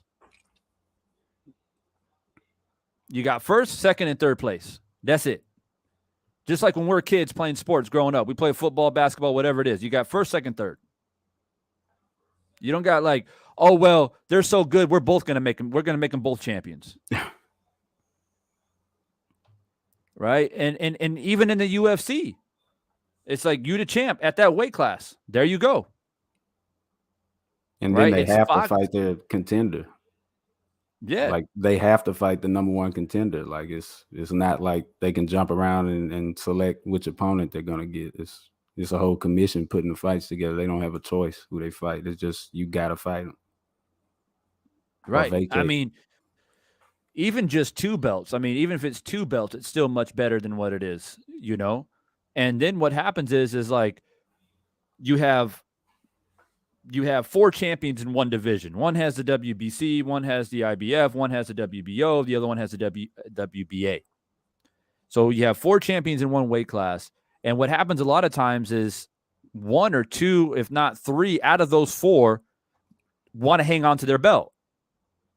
They don't want to unify. They don't want to take that risk. They would rather just hold on to the belt and they'll fight their little contenders of whatever belt or sanctioning body that they hold. If it's the WBA, they'll fight whoever the WBA says they need to fight, but they ain't trying to, lose their belt. And so that's another issue. All right. When there's one belt, one champion in a weight class, you got no choice to go up there and fight the guy that has that belt. And that's another thing that we have to look at. So that's what I'm saying. If Canelo moves up and wins and beats Bivol, yeah, okay. He's technically speaking, he's a champ now. But is he the best in that division? Is he going to stick around to beat everybody to actually claim that he's the best? He's undisputed at 168. Right? But 168, who did he beat? Billy Joe and Plant. For the most part, right? I might be missing one other person. But there's no on. Yeah, Yildirim. There's no Charlo. There's no Andre. There's none of those guys, right? So you see the problem, right? When there's too many belts, there are scapegoats. There are side routes. There's ways to become quote unquote undisputed. I mean, even in the days of the 80s with Hearns and Hagler and those guys, they all fought each other because they wanted to be the best. And I just don't see that happening today. What about the duck belt? The duck belt? Yeah, the franchise championship. I mean, when Charlo was the mandatory, that's when Canelo accepted the franchise status to not have to fight as mandatory. Right. You see what I'm saying? Like it's yeah. Like we just need one belt, or I even like the 2 belt thing. Like instead of having 4 belts, 4 ladders, these guys can choose to climb. Instead of just one, like, or 1 or 2. I'm cool with like we had the WBA, IBF. I mean, WBC, IBF, something like that. That would be cool. And then they collide, for undisputed. But it's just too many options. Like, let me go after Andre. Let me go after Charlo instead of just that one guy that's at the top, like King of the Hill. Yeah, I feel like it all comes down to money. That's what it all comes down to. Like everybody wants a piece of the pie. Because if it's one sanctioning body, you know how much money they'll be bringing in? Yeah. It's definitely money. Crazy amount of money. So everybody want to take out that pool of money by just splitting up all the fighters. Yeah, but at least, I wish we had, even if we had 4 belts, there should be like a single commission over all these titles or whatever, just to make the fights for us. Like with the boxers having an option to choose who they're gonna fight, or say no, I'm not gonna fight this guy. I don't care if he's calling me out or he's not worthy or nothing like that. It should be chosen by somebody else, like another. It's wishful thinking. I know this stuff that we're talking about is never going to happen. Yeah. But it would be cool if there was a commission to like, pull names out of a hat, or actually pick who's going to fight who. So yeah, it's simple. I mean, it's like boxing right now. It is what it is with all the politics, and we, as a collective, we have to accept it. But it doesn't mean we have to agree. Right. Just like anything else. Just like anything else in life, we can have a discussion about politics or social issues. We can agree to disagree, and that, there's very little that we can do sometimes to change shit. And the only thing you can do is disagree and keep it moving. And I view boxing the same way.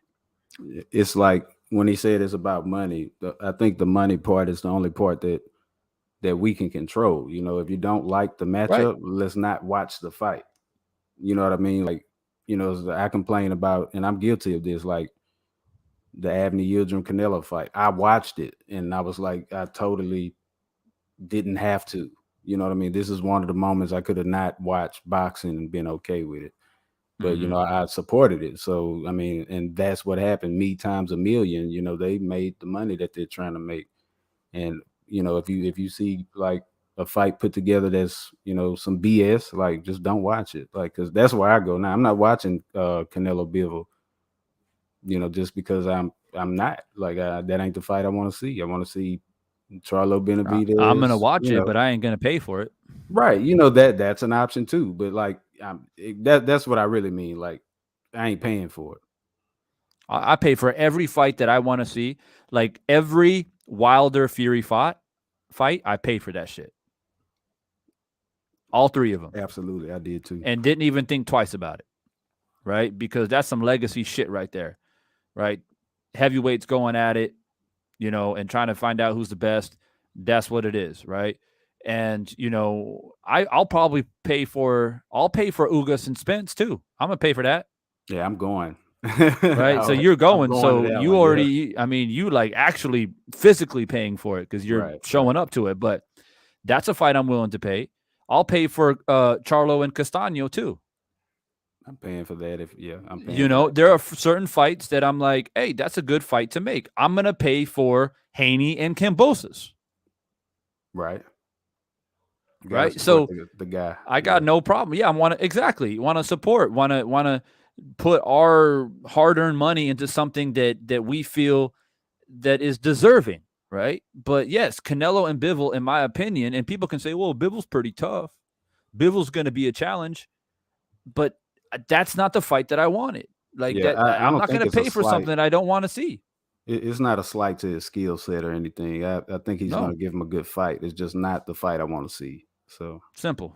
Yeah. Simple. And when you make legacy fights, and in my opinion, Canelo and Bivol's not a legacy fight. That is just my opinion. But when you make legacy fights, I'm going to pay for it 9 times out of 10. Haney Kambosos is a legacy fight. Castaño and Charlo is a legacy fight. Ugas and Spence is a legacy fight. And hopefully, after Ugas and Spence, we're going to get Crawford and the winner of that. I'll pay for that fight twice.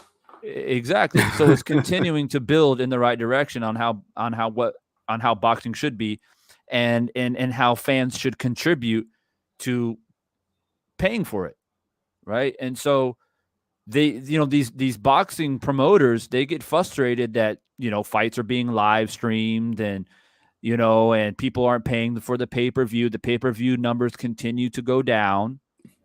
Right. When Mayweather was fighting in the early to mid 2000s, I mean, he was blowing pay-per-view numbers out of the water every time he fought. And a lot of times people paying why? Because they want to see him lose. That's another reason why people bought the shit. Right. So, I mean, I don't even think I'm in a position to, I'm going to buy the fight because I think Bivol might win. I got to pay to, no, I don't got to pay to watch that. I could just fucking live stream the shit because it's not the fight that I want to see. So, and the climate of boxing is changing. Now it's much easier than it was 10 years ago to live stream a fight and not pay for it. So in my head, I'm thinking promotional companies, they have the best people in the marketing world that are available, right? They know that people are not paying for pay-per-view anymore as much as they used to. So what are you going to do to fix that? How about you actually give people what they want to see? And then people will organize fight nights and go to my uncle's house. We're all going to pitch in to pay for the fight and have a barbecue like we used to do back in the day. And you bring the community of boxing fans together. Now, people are so disgruntled with the fights. It's like, man, wake up, Saturday morning. Ah, shit, there's a fight tonight, but, I'm just going to live stream that shit. You just pop open your laptop and just stream the shit, right? Whereas where's the excitement? Where's Ugas and Spence, I'm excited for that shit. I'm like, damn, I'm looking forward to commentate live on that fight, right? It's that excitement. It's like, I want to tell my cousins, I want to hit them up, my brothers, my boys, like, yo, you watching this fight? Don't miss this fight. Like, call off work, call in sick, whatever you got to do. Don't miss this fight. It's just one of the lifetime things. Like when Wilder and Fury fought the third time, like I straight up just called off work like a month in advance. I mean, I ain't working on that day. There's no way. I need the whole day, right? Because in my head, I'm thinking if Wilder wins, like I'm gonna spend the whole day celebrating. Like I need the whole day to be able to, you know what I'm saying, like enjoy the moment. And that's the type of shit that fires me up. It's something that I want to tell my children about. Like, yeah, I watched Fury Wilder, because guess what? When they grow up and they're old enough to watch the fight on YouTube or whatever, they're gonna watch highlights. But we I'll lived just tell them through to watch the first one. I'll just be really quiet about the last two, to be it. honest. But you get my point, right? Yeah, It's yeah. like we lived through it. We witnessed it. We witnessed the buildup. We witnessed the turmoil. We watched the whole face off when they were beefing, and then everything. The whole moments of Wilder saying what he said to Radio Raheem. All of that shit. We lived through that. And it's that type of shit that we tell our kids about. It's like, yeah, it wasn't just a great fight, but guess what? All this extra stuff was involved in that. It's like my dad telling me about, when Marvin Hagler fought Tommy Hearns, and when they fought Sugar Ray Leonard. I watched it on ESPN Classics, but I didn't fucking really know what the buildup was like. And my dad would be like, yeah, people go to work betting on it, arguing about it. People like fighting in the break room and shit over who's going to win the fight, like crazy shit. Because back in the 80s, like that was it. The four kings. You got to throw Duran in there too. Wasn't that the But greatest like, first round of boxing ever? Yeah. That was Yeah, crazy. exactly. Man. Rondo, what's good, bro? Yeah, man. I'm not live as much as I used to, man. But I've been chopping it up the last few days, man, for sure. Good to see you in here.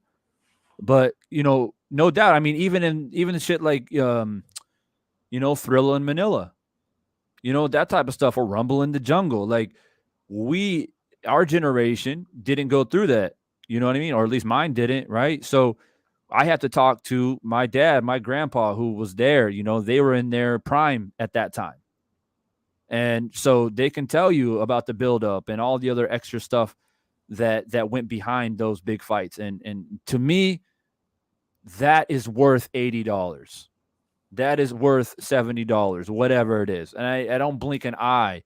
And then like Platboy, he's going to go to the fight. So he's going to spend money in the arena. Shit, he may even bet on the fight. He's going to put even extra money for parking, VIP, whatever it is. Yeah, because it's church merch, all kind of stuff. Yeah. Like that. It's my first like real fight experience. Like I've been watching boxing for years and like been, so into it, but this is my actual first, experience in, going to a high profile fight. I've been to the little city,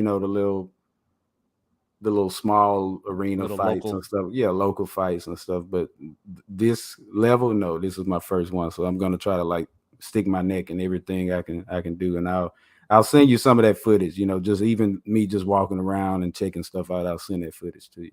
No doubt. Yeah. And it's a fight too that something spectacular might happen. And people got to be like, well, what do you mean? Well, even if you're going for Spence in this fight, Spence knocking out Ugas is spectacular. Like Ugas is not a dude that even gets dropped. I don't even know if he's been dropped in his career. Maybe once or twice. He's been stopped.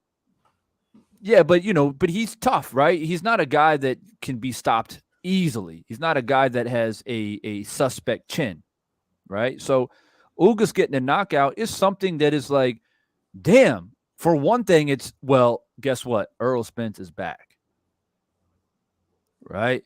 He's back. And that's something that a lot of people have question marks about. And of course, if Ugas wins by a boxing masterpiece decision, or even he gets the knockout, like, you know what I mean? So a fight like this is one of those fights where it's like, yeah, if you can make it to the fight, there's a high possibility that something spectacular might happen, and a lot of questions will be answered. which is a great position to be in. It doesn't even matter who you're going for in the fight. It's just a simple fact that whoever comes out victorious, it just sets the stage, a bigger stage, and puts more pressure on Crawford, to be honest with you.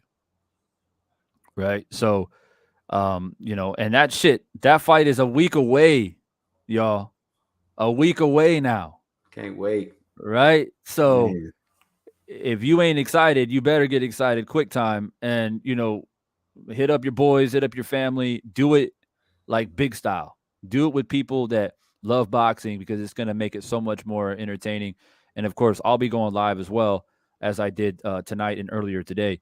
Well, I guess it's the next day in the States now, especially on the East Coast. But, I will be here too. So I'll be a part of that family. I'll be part of that whole conversation live and do my thing as well. But for sure, enjoy these moments, man. But, look, fellas, I appreciate you guys dropping in. I know it's getting late out there.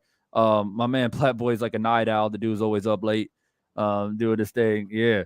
But look, man, I appreciate you guys dropping in, and feel free to have any closing thoughts before I end this stream. And everyone else who's been chilling, kicking back. A lot of you guys have been in the stream for the past 3 hours. I appreciate your endurance in here and just enjoying the conversation. So feel free to drop any final thoughts. If you have any channels out here, let the people know. If you got anything else going on that you want to let people know, let them know.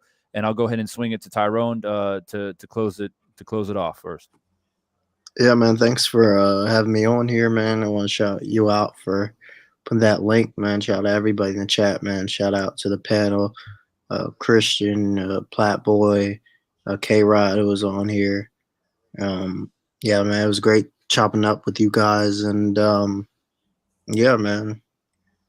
Look forward to whatever's coming up next. Well, probably Uga Spence. Probably next time you guys will see me, unless there's a little video in between. Christian, I think this is the first time you're on the panel, so hope you've enjoyed it. Any other closing thoughts? This is my first time on the panel. My first time subscribing you.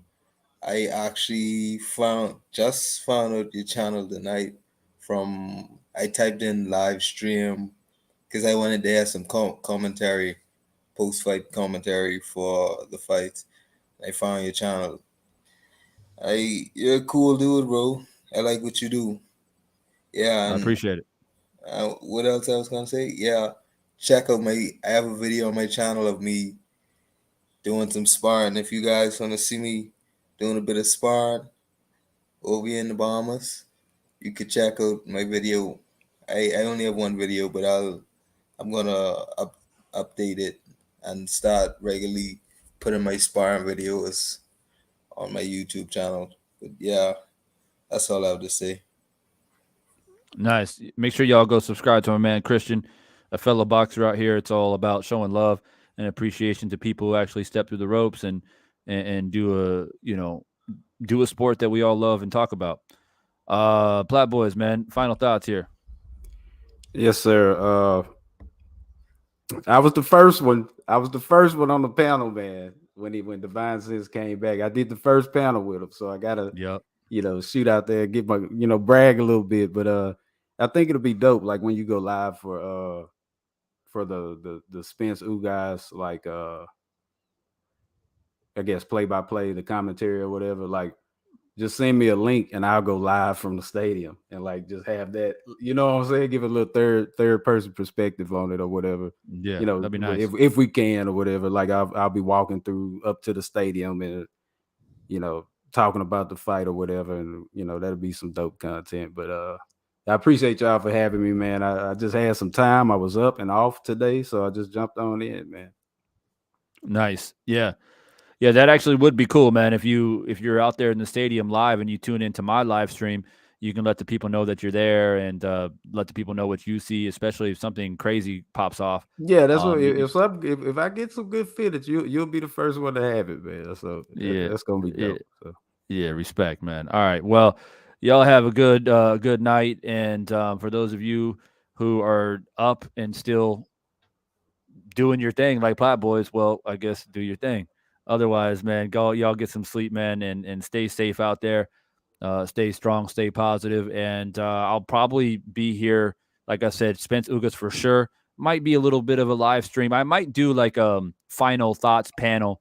Let people come in, drop their final predictions, maybe a day or two before the fight.